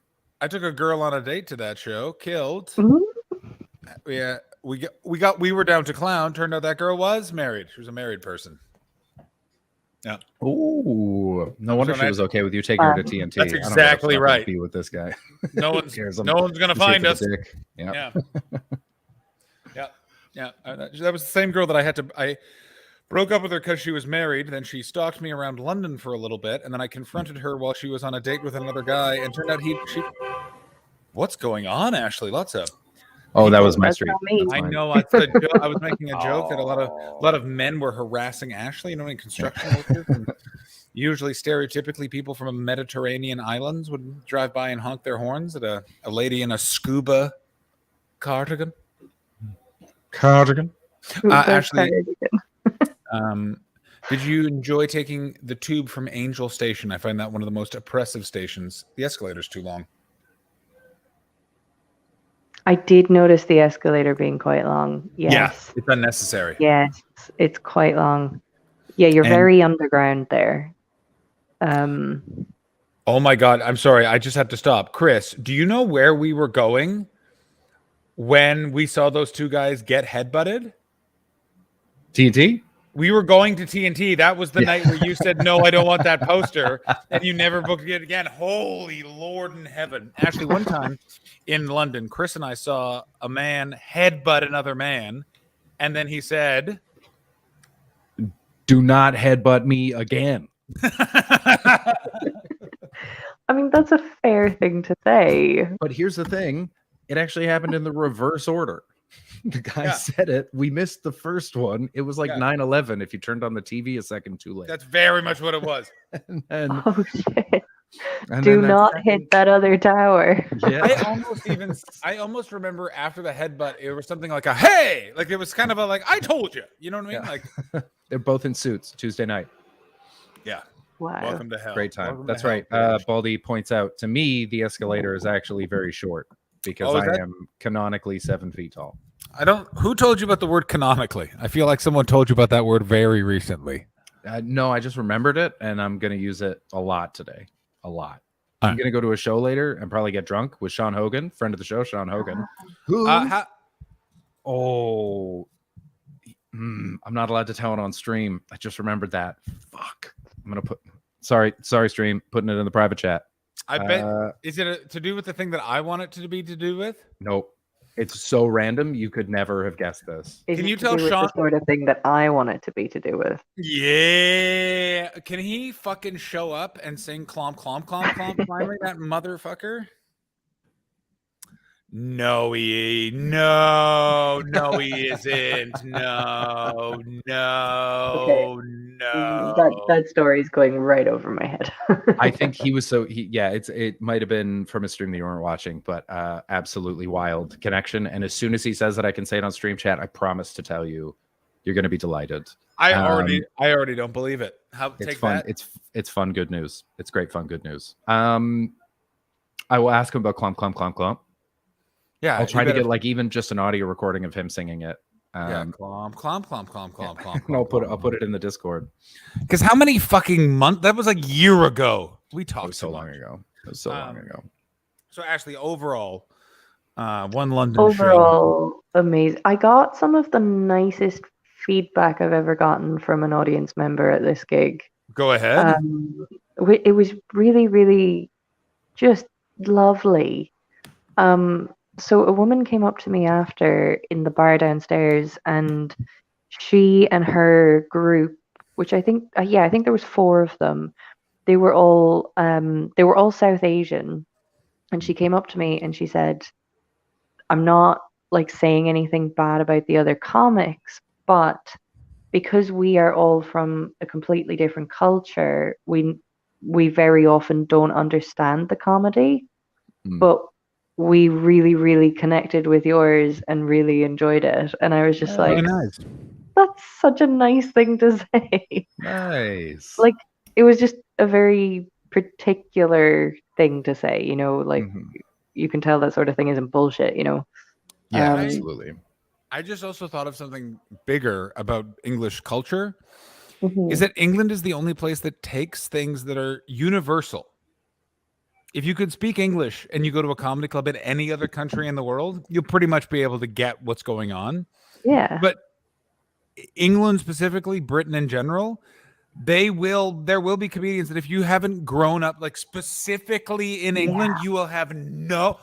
Who the fuck is Ted Chuckle and why isn't he dead? Like, that's what I just like. Yeah. Who gives a? Oh, you don't know. I will say that happens a lot in Ireland as well, though. Very specific references. Go to that. Sure. I mean, yeah, but I would also say that there is also a little bit more of a language barrier, and that there's a lot of Irish slang thrown in there. Like there is a lot of Irish slang, and there's a lot of Irish comics who use Irish language a lot in their material, even if they're not fully speaking Irish. So that doesn't always carry over very well. But this is also a weird question. Am I crazy in thinking that they have started really pushing the Irish language again? Like, it feels like it's just more in the zeitgeist. They haven't. They absolutely have. Now, I don't know. They've kind of always been pushing the Irish language. Something really interesting that's been happening is the Irish language is getting quite a surge. It's getting quite a lift at the moment because a lot of refugees, asylum seekers, immigrants that are based in Ireland are learning Irish because it gives them a stronger chance of getting citizenship. And so the Irish language is flourishing at the moment, which is, it's honestly, it's amazing because the people who are speaking it are not native Irish. So it's just going to completely change the language in quite an interesting way, I think. That's so fascinating. Yeah, it's really, really cool and interesting. Oh my God. Imagine, because the old way to get Irish citizenship is you just moved from Italy and then just cook chips instead of your delicious cuisine. Have I been rewatching Dairy Girls? Of course I have. Now, listen. Here's my other thing. So when going to London, because you do say like for a job, I always find, am I not crazy in thinking inflation has made it so London's ridiculous prices are about the same as everywhere else's ridiculous prices? I honestly thought everything was so fucking cheap. I was so prepared for London to be expensive, and then I was just like, this is really affordable. What is everyone talking about? The cost of living can be annoying as fuck. Like, it can just be annoying to rent, but you just find a deal, or you just live in a shithole. Yeah, I really didn't think it was that bad. All the food was the same price I pay for everything else, everywhere else. This is the thing, and like people in Manchester is the most guilty where they're like, rent's so cheap, man. Oh, that's a Glasgow guy, but you get the point. No, do that again. Do that again. Don't do it again. Don't. Man, Glasgow man. All right, man. Man. Boomstickery. That was nowhere. It is nowhere, but it's still a hate crime. It is Glasgow, man. That's where I'm from, man. Glasgow, man. You asked for this. Overbrick says the accent's fine, but did he have to do the face as well? Certainly did. Yeah. Who is it that's like? You guys are just all lucky. That was here. That was you, Christopher. That was just like, but can I do the eyes? Yeah, that's right. You guys are all lucky I'm not doing my other character, Hong Kong Man. Let me just say this stream would be canceled. It's just a very posh English person. Yeah. Just going. Yeah, I told you it was ours, and they took it. And we're very upset. Yeah, I'll say to you what I said to the Hong. Once this island falls back into communist hands, it's going to be really a humanitarian crisis. And he was right. He was. John, you had a flight chaos. Oh yeah, so I was supposed to be in Wilmington, North Carolina. Oh my God, let me tell you. Can I just say one thing before we crack on with this story? Crack me, baby. Go ahead. Mm-hmm. It's so cute how much we keep tabs on each other's experiences. That's right. We're like straight away like, I want to hear about this thing that happened in your life because I've been holding on to hearing about it until now. I mean, I want to just clarify something. Boomstickery has suggested I should do the Jackie Chan, claiming it's not racist if it's about one person. Let me just say this right here. Okay. I love tweeting at airlines because they always DM you back. And let me tell you, Chris has seen me deal with customer service representatives on the phone. That is where I vent my frustration in just lunacy. Like I have not seen you deal with customer service representatives, but I feel like I already know what that looks and sounds like. But it's also it's real white woman energy. I've never seen a man deal with customer service like this. It's very strong white woman energy. But they don't see it coming. Also, what I will also, if it gets really bad, I will just then verge into insanity. Because they can't hang up on you. Let's do this. Let's dance. Rufflebricks, it's that's only if John nails the accent. What are the odds? I mean, that John nails it. The only one he's ever done well is Michael Caine. I mean, and even then, it's my Michael Caine. I mean, that's a genuine request. I sort of started to diss that accent, and then you did it, and I remembered. It gets me every time.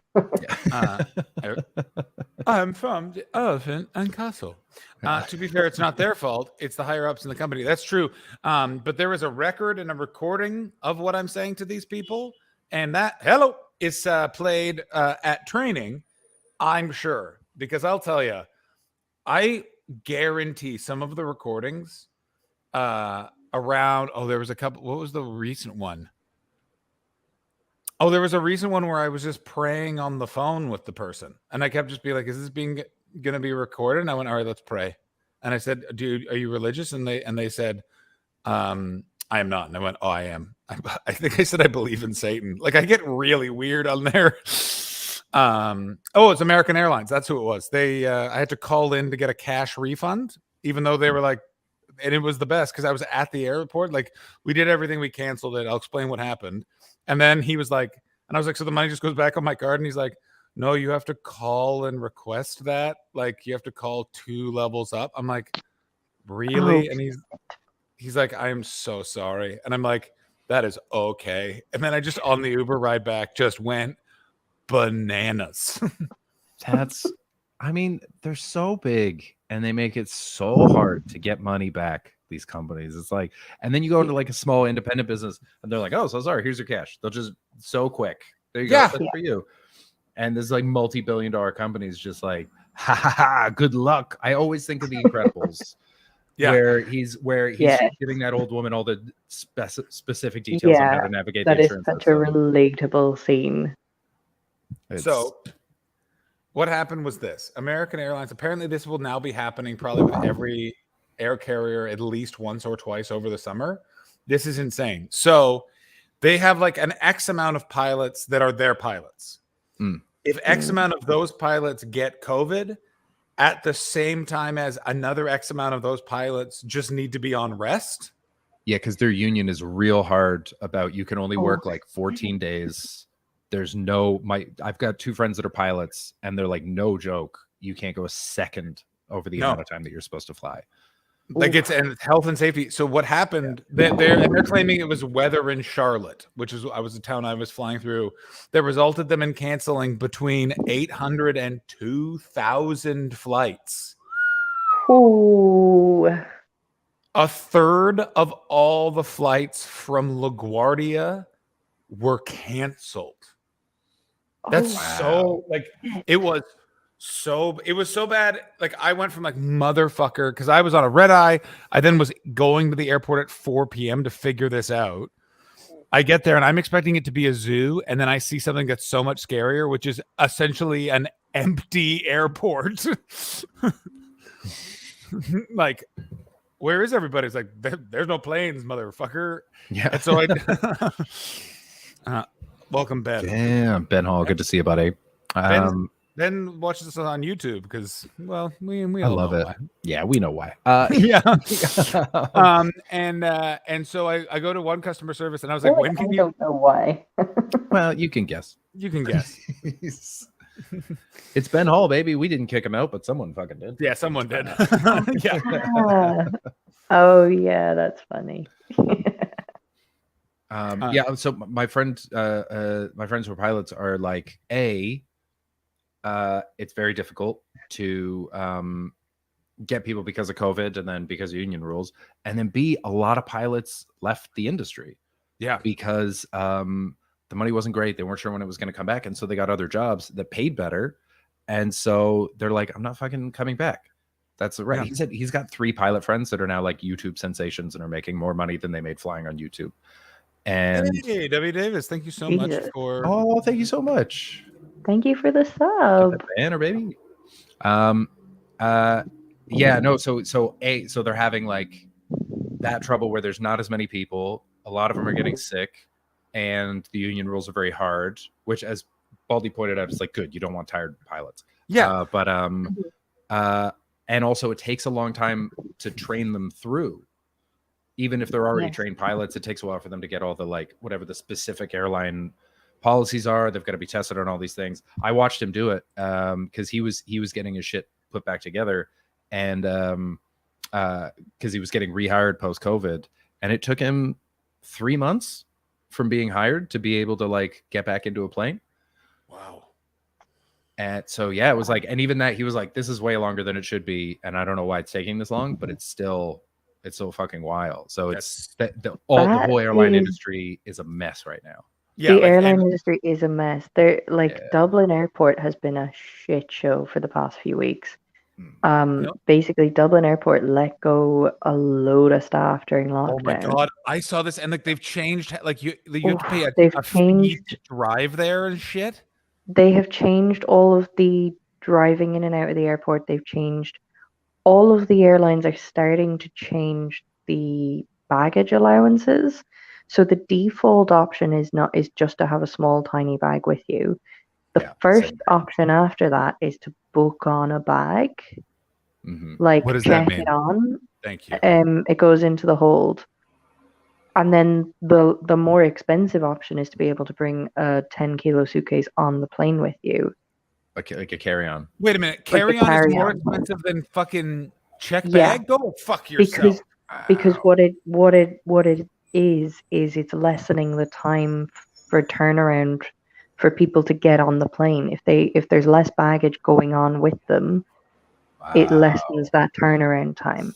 I And totally so- see their hate point. this industry so much. I see their point. bullshit. Fuck you. Your job is to get me and my bags This to my is- destination. This is literally Ryanair, but so all of their flights are delayed because they're not giving themselves enough of a turnaround time anymore.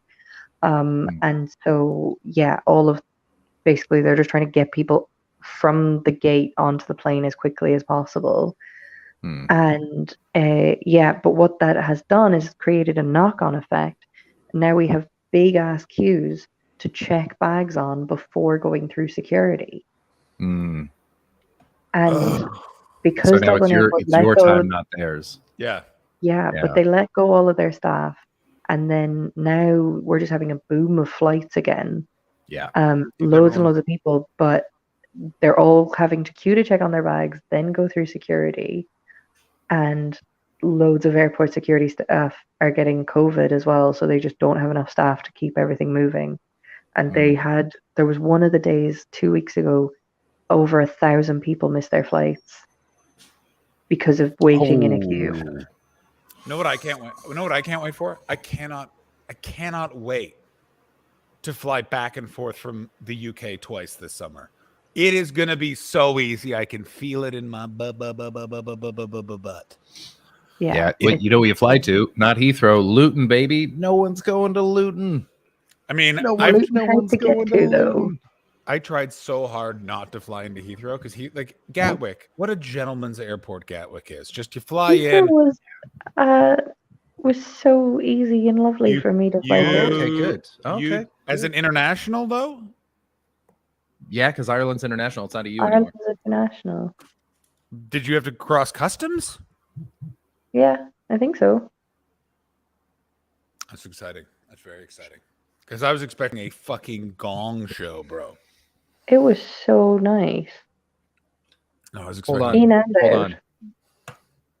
on. Paulie, explain yourself. For the podcast listeners, just Chris knows someone who's been on Versus the Audiences in the new Jurassic World. Oh, I Explain knew that. Explain yourself. Who's that? Who is it? I think Ahir Shah is in the new Jurassic Park film. Colt No. Cabana texted me to ask me if Ahir Shah was in it, and I said I don't know. Oh, pretty that's cool. nice. He was one of my favorite guest judges. He Oh, so really took to that show. Like, Yeah. in a way, just I all could giggles see. the I whole could see time. how he would take to that show a lot. Because he's also incredibly. Purposely tried to like make me say back me into the worst corners, but in a very playful, Excellent. fun way. Like his Yeah. topic, it's one of the few that like I actively remember that a judge gave me, which was he was like, okay, I want you to tell me why it was a good thing that I didn't get to see my grandmother before she died. She played a huge role in my life, and I really feel terrible about it. And then I ripped into his grandma. I ripped into travel. I ripped into him, and he just couldn't stop laughing. And I was like, this is perfect. You're so playful and you're part of it. And he was giving really Yeah. I hear Shaw crushes Versus the Audience. Absolute top 10% guest judge. I like Ahir. Has Yeah. anyone watched his special? It's on HBO Maximum. I started Are you it. serious? Would that be the one that he did for the 2019 Fringe? It was the show he did in the 2019 Fringe. Yeah. Yeah, I've seen that. So yeah. Yeah. I have not watched it yet. I gotta tell you, I don't know. Yeah. Sometimes Edinburgh Hours do not translate well as specials because they are way too slow sometimes. Well, the point of an Edinburgh show is the intimacy. That's Yeah. no one's playing big venues. You played it. It's you and I, and we're in this, and I'm revealing myself. Well, other people are not me. I just do a fucking hour of jokes. But the idea of an Edinburgh show is that, and so to put that on screen is nuts. That's why I couldn't believe Next Up worked. When Next Up Comedy succeeded, I was like, "This is nuts. These are What the they- least watchable videos." What they've really succeeded at is just like providing content. Mwah. But what was I going to say? But what I also don't understand is when they film them, why don't they just film them in small venues? They always are like, all right, we're putting it in the theater. Yeah. Like I guarantee Nanette, which I've never watched the special, but I saw it live twice in two small-ish venues, and it was so fucking impactful and good. It was spectacular. Yeah. Yeah. I would love I to heard- see that in a small, intimate venue. Oh my god! I in a heard she punched it up 70-seater for Netflix. I heard Well- there's more jokes in it. They added a bunch of punchlines because it didn't quite translate the same way. That's what I heard. I don't know her personally, but when I from what I heard, the saw difference between the two was there were more jokes in the second one, which is hilarious because everyone was like, "There's no jokes," and it's like there's more jokes than when it kept winning all the awards. How about that? So when I saw it the first time, King Gio, Gio thank you so much. subscribed. Thank you. King We Gio. love you, King Gio. When I saw it the first time, it was jokes for half an hour, and then all of that heavy shit for 30 minutes, and then she ended it with how the key to comedy is creating tension and breaking it, and I'm not breaking your tension anymore. And she walked off stage, and I remember walking out with Carl Donnelly being like, "Well, that wins. That's gonna win, right?" And he's like, "Yeah," and I'm like, "Great, cool, dope." No, What a killer trying. walk-off line. That's amazing. Yeah. And then her next, but then I saw it here in LA at Largo, and it was how it was in Netflix, half and half. Okay, yeah. So interesting, but I liked it my way, the first way, much better. Confirmed. Ben Hall, Lowry, incredible venue. If you get a chance to see people there, see them. Absolutely. Have you seen any really great comedy lately? I'm trying to find good specials because I can't write a goddamn joke to save my life right now. Just right. I absolutely cannot. I'm trying to write my way out of a hole, but I'm trying to watch like good stuff. It's summer. You can never write in summer. That's why Edinburgh is a good because you're done. I stopped doing my 20 minutes a day for a little bit just because I was just so burnt out after Australia, but that has really helped me. I would say, what special have I enjoyed recently?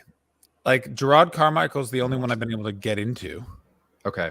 I'm looking forward to that. I'm gonna have to. I don't have HBO, so I'm gonna have to find it. BitTorrent is not something we condone. Although never. I'm pretty sure if they prosecute, I'm going to jail. I haven't been able to write for a good while either. Saw Dylan Moran, yeah. Were you at the same I show? saw that- What, oh my what venue god, were you at? Diamond Actually, Geyser, were you Yeah. at? Yeah, were you it at the would have been Eventum? at the Eventum Apollo. The Eventum Apollo. Did you call it the Eventum? That's crazy. I've never heard that referred to anything else besides the Apollo. I Yeah, don't that know was what it's called. very. I wish it was still called the Hammersmith Odeon. That's the one I wanted to be. Well, I was gonna say the full title, Eventum Apollo, but I couldn't remember the word Apollo, so I just said the event. Makes sense. Chris is That's where I seen saw the it. I show. was on Tuesday night. He was there Wednesday night as well, though. Chris, what show did you see at the Eventium Apollo? Oh, I saw two acts, two of the bright shining stars of the UK comedy scene record their DVD specials to silence. Here's the even better part. Yeah, it's crazy. Why were you Who there? are those people?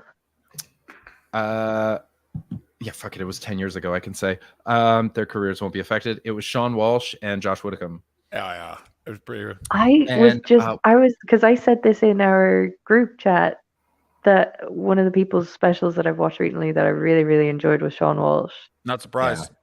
I've gotten very into his comedy lately. He was on Catherine Ryan's special as well.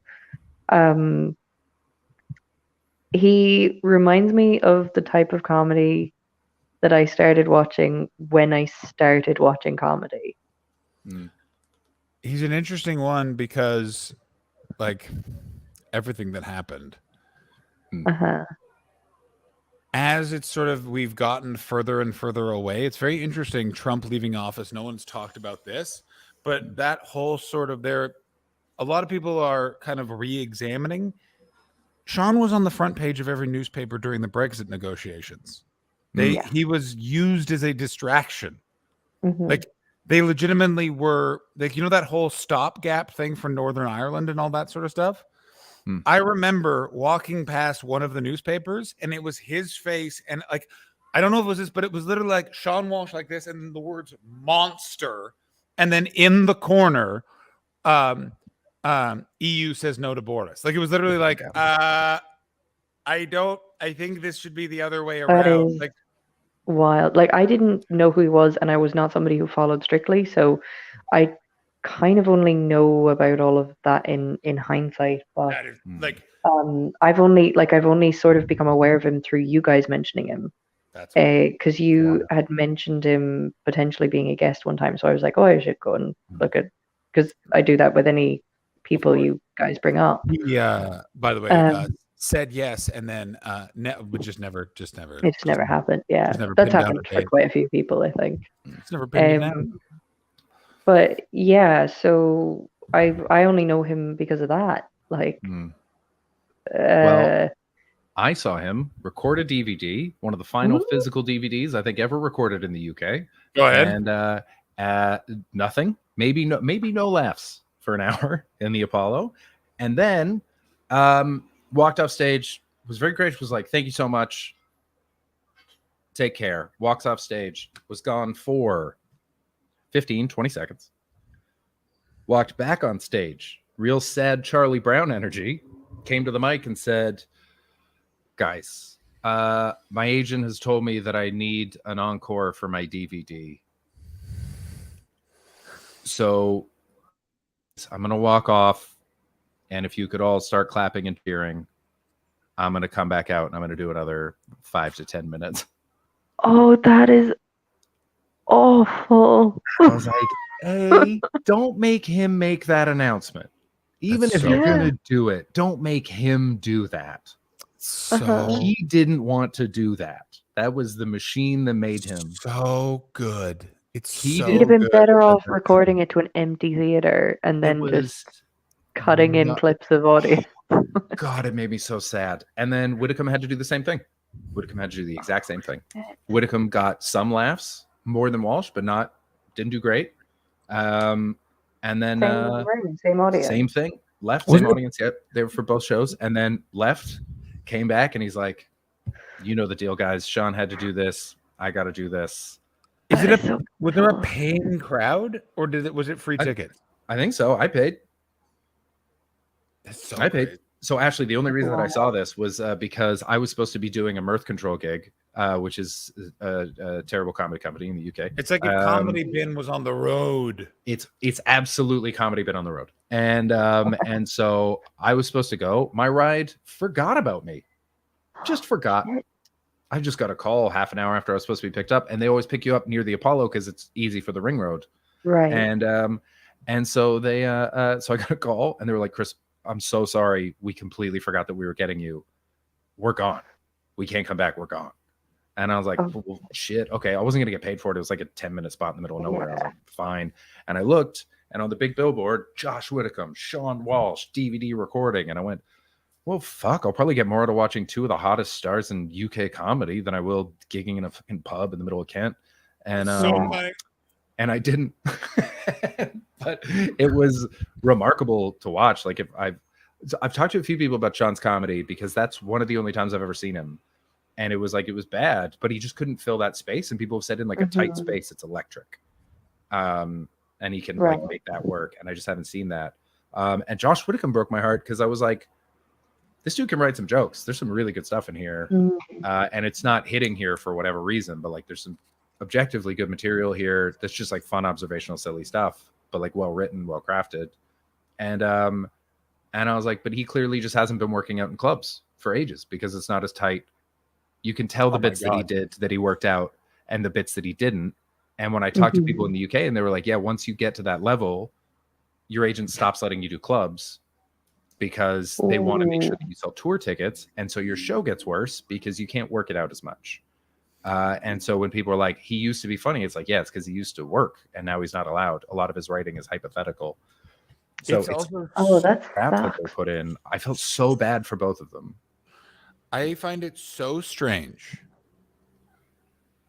So strange so weird how the UK used to do that and how they've suddenly stopped and act like they didn't used to behave that way, where they would literally, you could see them do it. Sean and Josh were kind of the last ring of it, but a bunch of guys literally got grabbed and like thrown at TV. They had 2 years, and if it didn't work, then it was just gone. Like there were guys that were on every fucking thing in 2012. Like fucking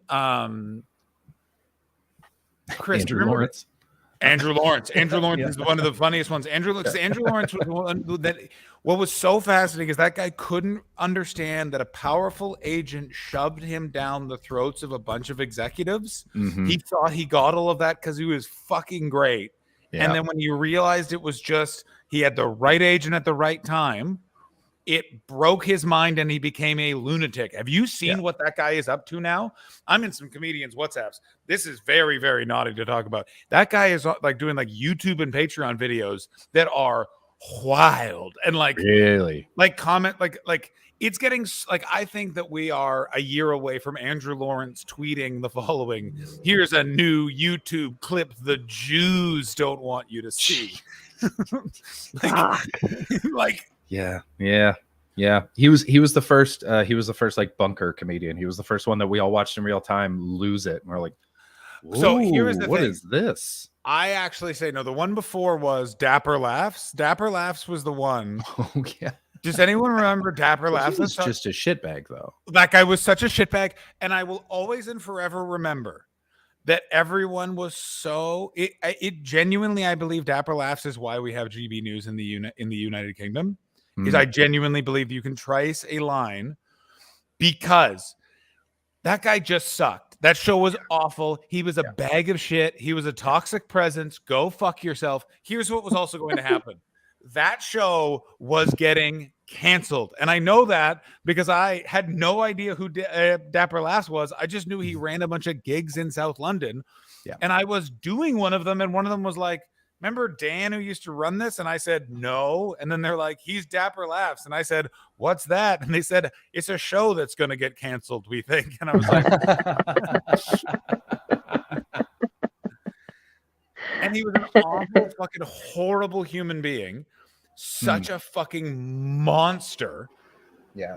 But he sold tickets and he made vines. He got Vine famous. Vines and made famous. And then, but what I will but everyone who profited off of him got to keep their profit and go away. Yeah, and find the next one. And he was booked on tours, everything. And they just realized, if we don't bow to the controversy, no one can do anything. Yeah.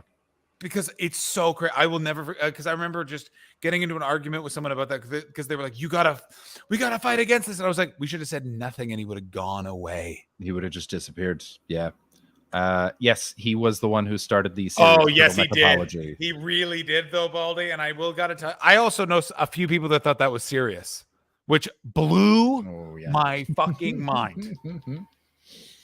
Chris, go check the private chat. Oh.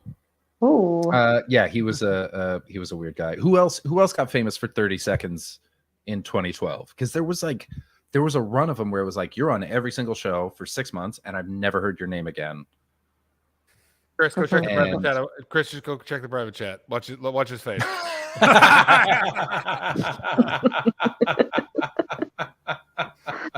Yeah, they did. Yeah, 100%. Yeah.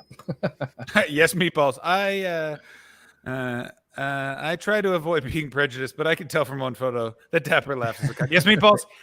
From your mouth to God's ears, pal. Oh, I'm trying to think. There's a bunch. Who was on?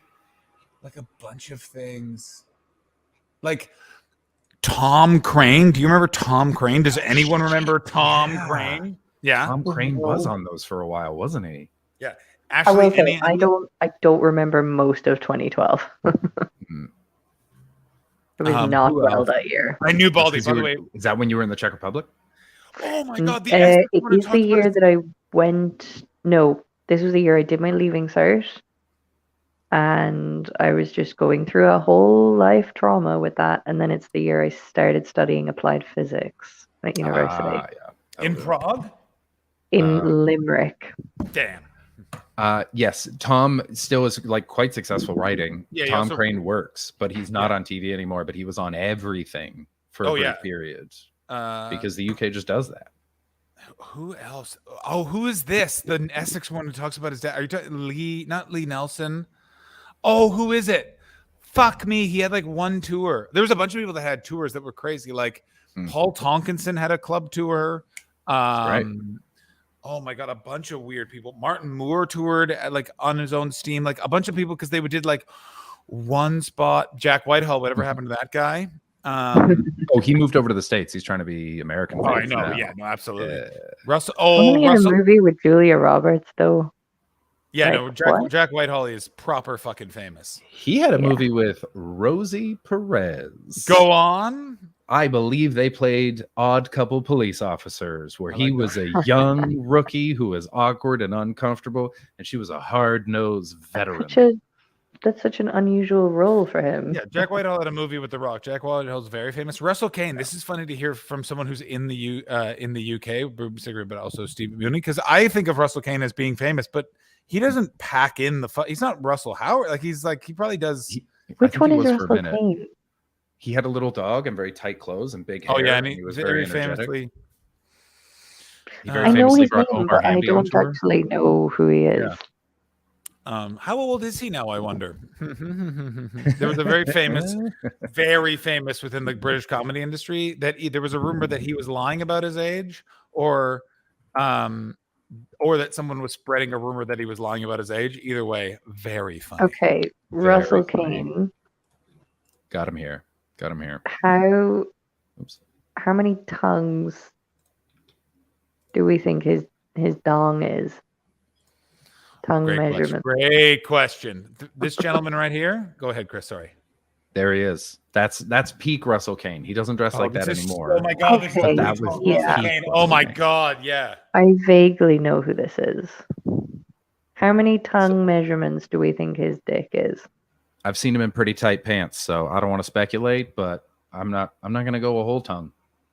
I'm going one tongue. I mean, we have no way of verifying this. So. No.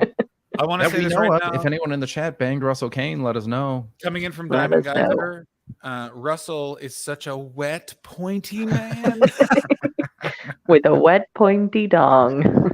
What a absolutely perfectly British insult. That's great. I can't think Wet, if I've ever slept with pointy. someone whose dong I would describe as wet or pointy. What about two strepsils? Oh, No. I've heard of guys having pointy dicks. I remember talking to a friend of mine, and she was like, his dick was like weirdly pointy. It was like really no, I narrow feel and like pointy. It was like there's a something- strepsil. probably one of the most unnecessary details in the Jeffrey Epstein documentary, Filthy Rich, or whatever it is they just vividly describe what his penis looks like, That's so gross. which is the following: egg-like, like an egg. Isn't it weird that we've had Oh like no, vivid I really descriptions know of, what like, that makes. monsters' I penises? really know what that looks like though, based on that description.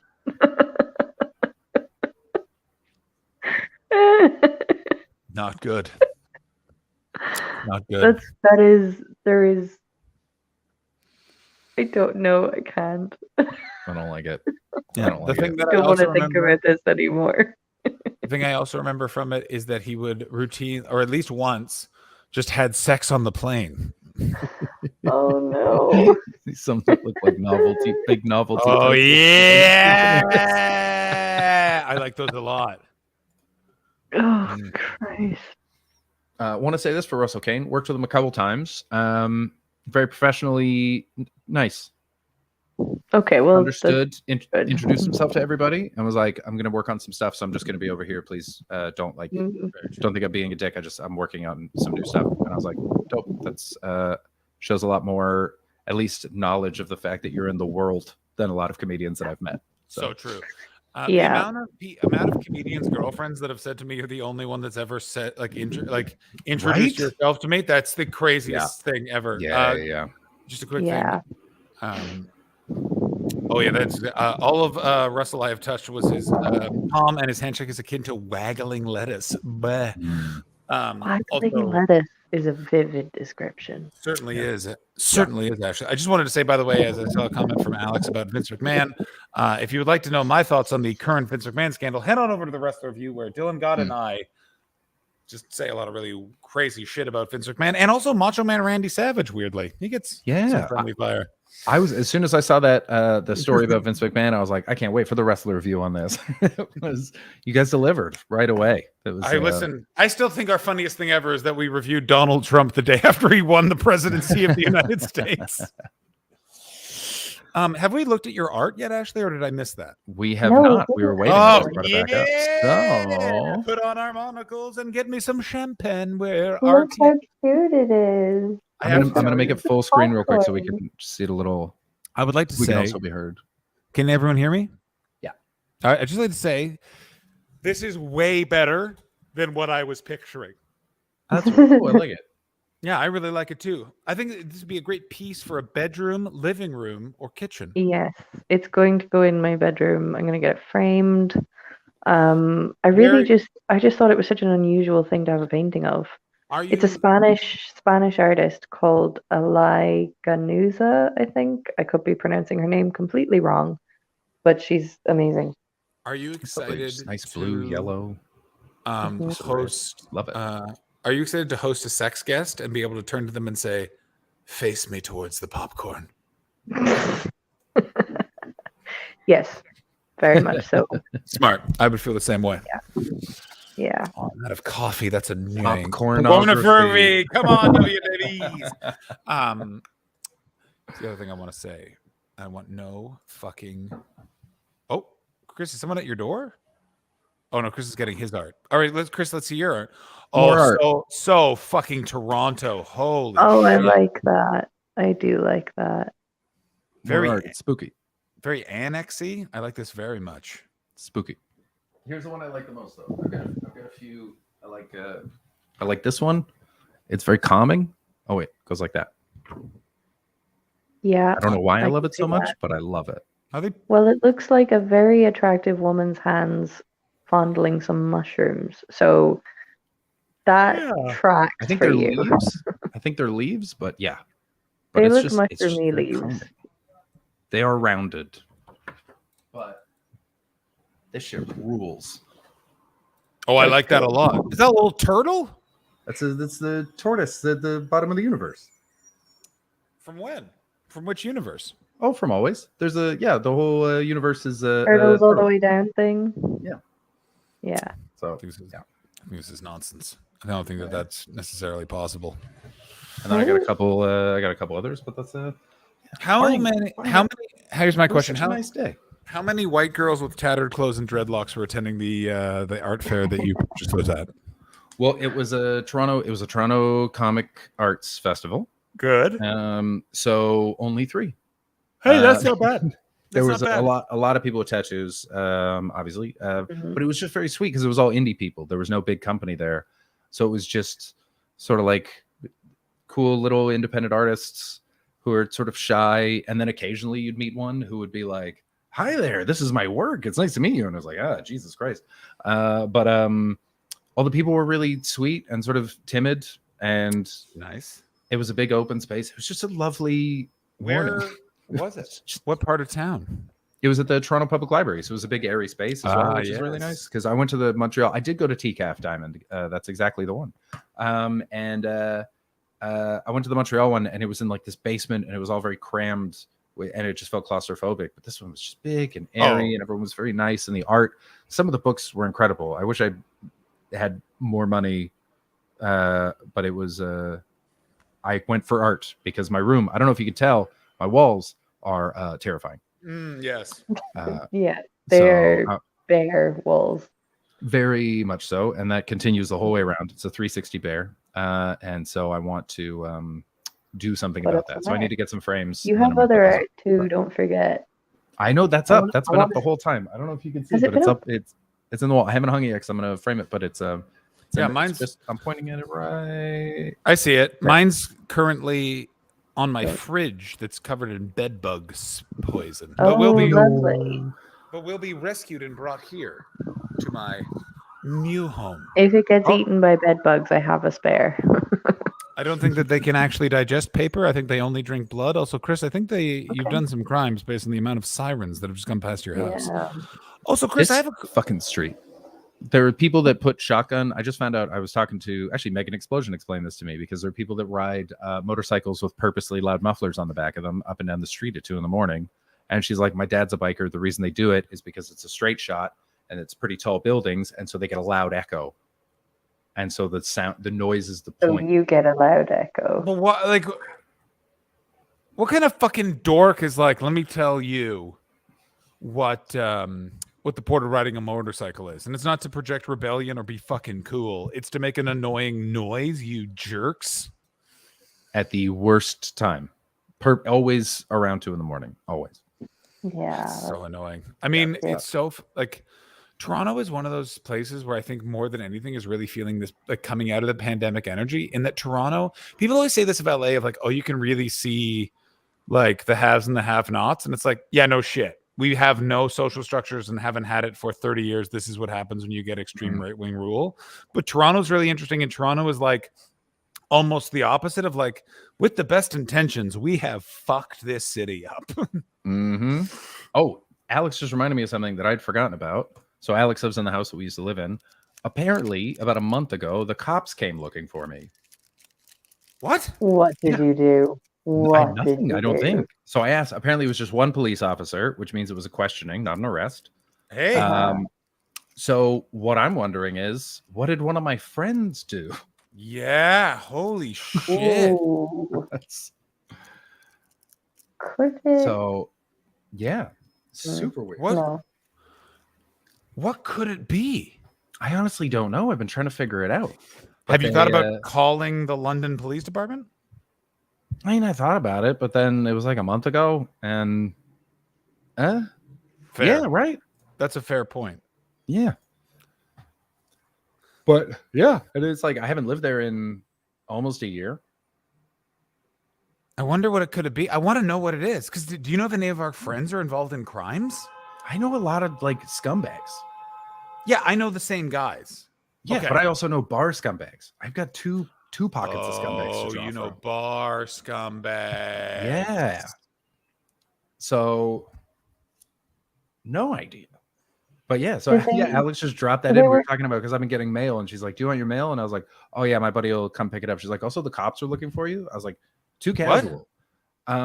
So Was so there, yeah, so I was talked there to. any context given, or did they leave like get in touch with us or anything? No, none Oh, of yeah. that. Apparently, they just came to the door. It was just one cop, and they were like, "How's Chris Betts here?" And the person that answered the door, I'm not going to name him because I know ABD, but you know, and was like, "No, he hasn't lived here in about a year." And they went, "Okay, no problem, thank you," and just left. Didn't explain anything. But they never. It's never just one cop if they're showing up to arrest someone. So that's good to know No. that I'm not Yeah. wanted. Did you not pay a bill? I don't think so. I'm pretty sure I closed everything down and transferred it over to Alex before I left. So Can they? I don't know. also, my credit score's only been getting better over there. So Why is that? because I still have a credit card there. So And you're just not using it? I use it occasionally and then I pay it off because you know good credit score is a nice thing to have. That is true. Yeah. Hey, it's weird. You didn't strike me as a guy who had good credit. I'm gonna say that right now. Yeah, I wasn't, but now I am.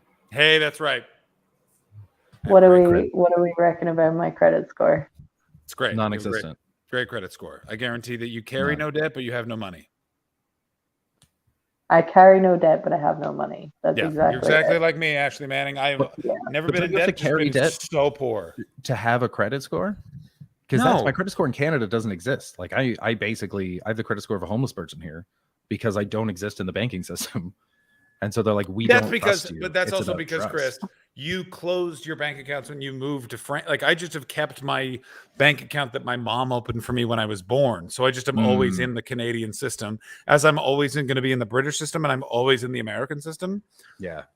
Like I understand because of the war on terror, they want me to close my bank account, but that's not. You don't have to do that. That's just one of the ways they Yeah. can say that you have to tax. And I say no, because do you know how hard it is now to get paid without a fucking bank account? Go ahead, Ashley. I have an Irish credit score, but it was confusing and I couldn't really tell what it meant. But I think it's good. I think it's just like I've never owed any money in Ireland, so you know, whatever. Speaking of which, I'm going to owe some money because I'm going to buy a car. Everyone, I have to buy a car. Ooh. Ooh. That's swanky. That is super fun. Here's the fun thing about buying a car. So this is how insane America is right now. Guess what is more expensive than buying something new? Used Fuel. cars. Used cars are as or more expensive right now than new cars. That's bizarre. Also, you can't. I want to get a douchey car a little bit. Like this is what I'm gonna say. I want to get a very small. I think you should get a Volkswagen Lupo if such a thing exists in where you're living. A Volkswagen Lupo would be. I don't know what that is, but it would be eaten by the. Like I'm getting That a is bigger. the first car. That is the first car I ever owned. What I am thinking of doing. I had a neon green version. Oh, here's my plan. And it was fucking cool. Whatever money I make at the Edinburgh Festival, I'm just going to use for a down payment on a automobile. That is my plan. Smart. Sure. Yeah.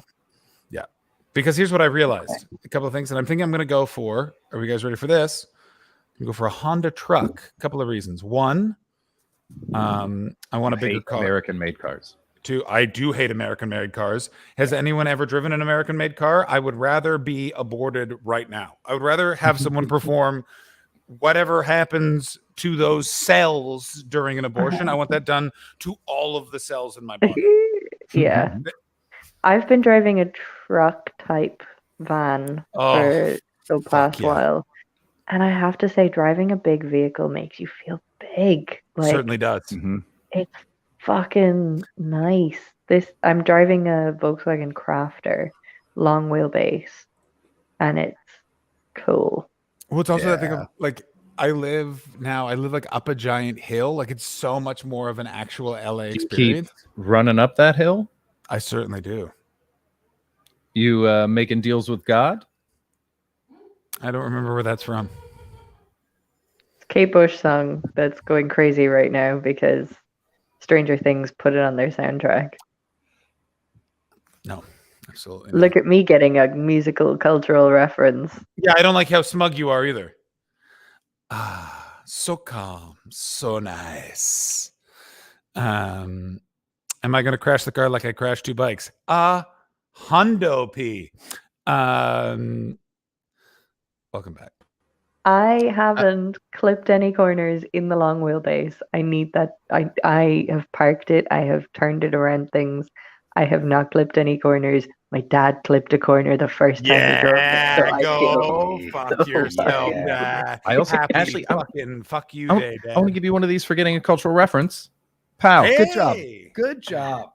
I'm so proud of myself. That's right. Yeah. Oh, I know that we're wrapping up, but next week I gotta give you guys a fucking breakdown of the fact that I watched Top Gun.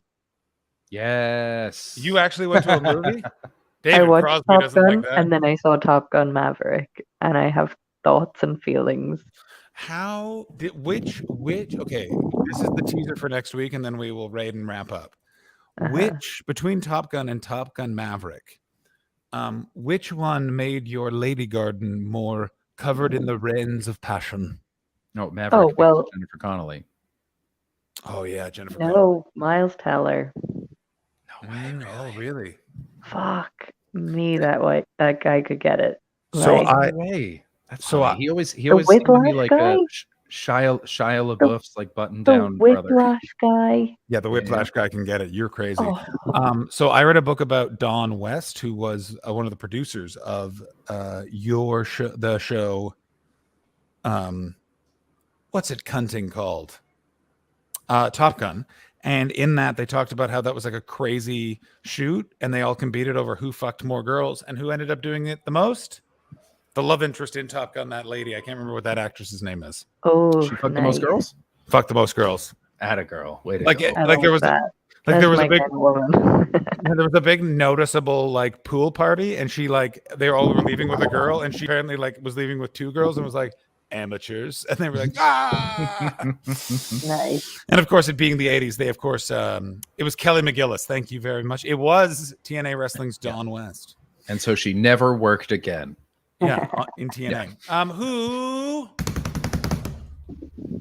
Are we gonna let's raid? see Guys, thank you here. so much. We will have a new Patreon episode out for you tomorrow. We are recording it tomorrow at. We're recording it tomorrow. Probably out on Tuesday. It'll be out on Probably out on Tuesday. Yeah. With all three, we'll be in full UTS flow. It's going to be very exciting. We're naming names. I'm naming Ashley's a been name. kissing folks. I've been fecklessly kissing people. Oh, That's it. Just like drunk kisses that I still shouldn't have been doing. Go on.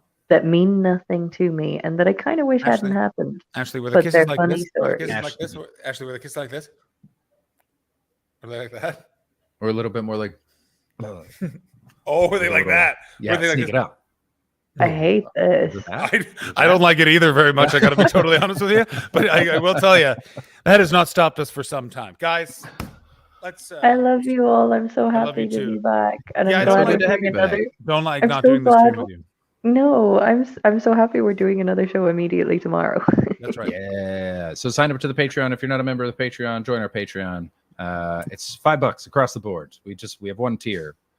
We are Unless going you to want raid private Fox chat, Comedy in which case. because we got nobody else, and we Cool. love them. Bye. Right.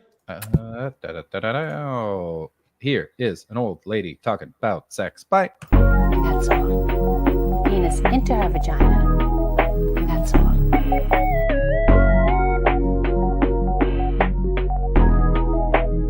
That's all. And that's called sexual intercourse. Some people call it having sex. So the man passes the sperm to the woman, and now his sperm is in her. Maybe you're wondering if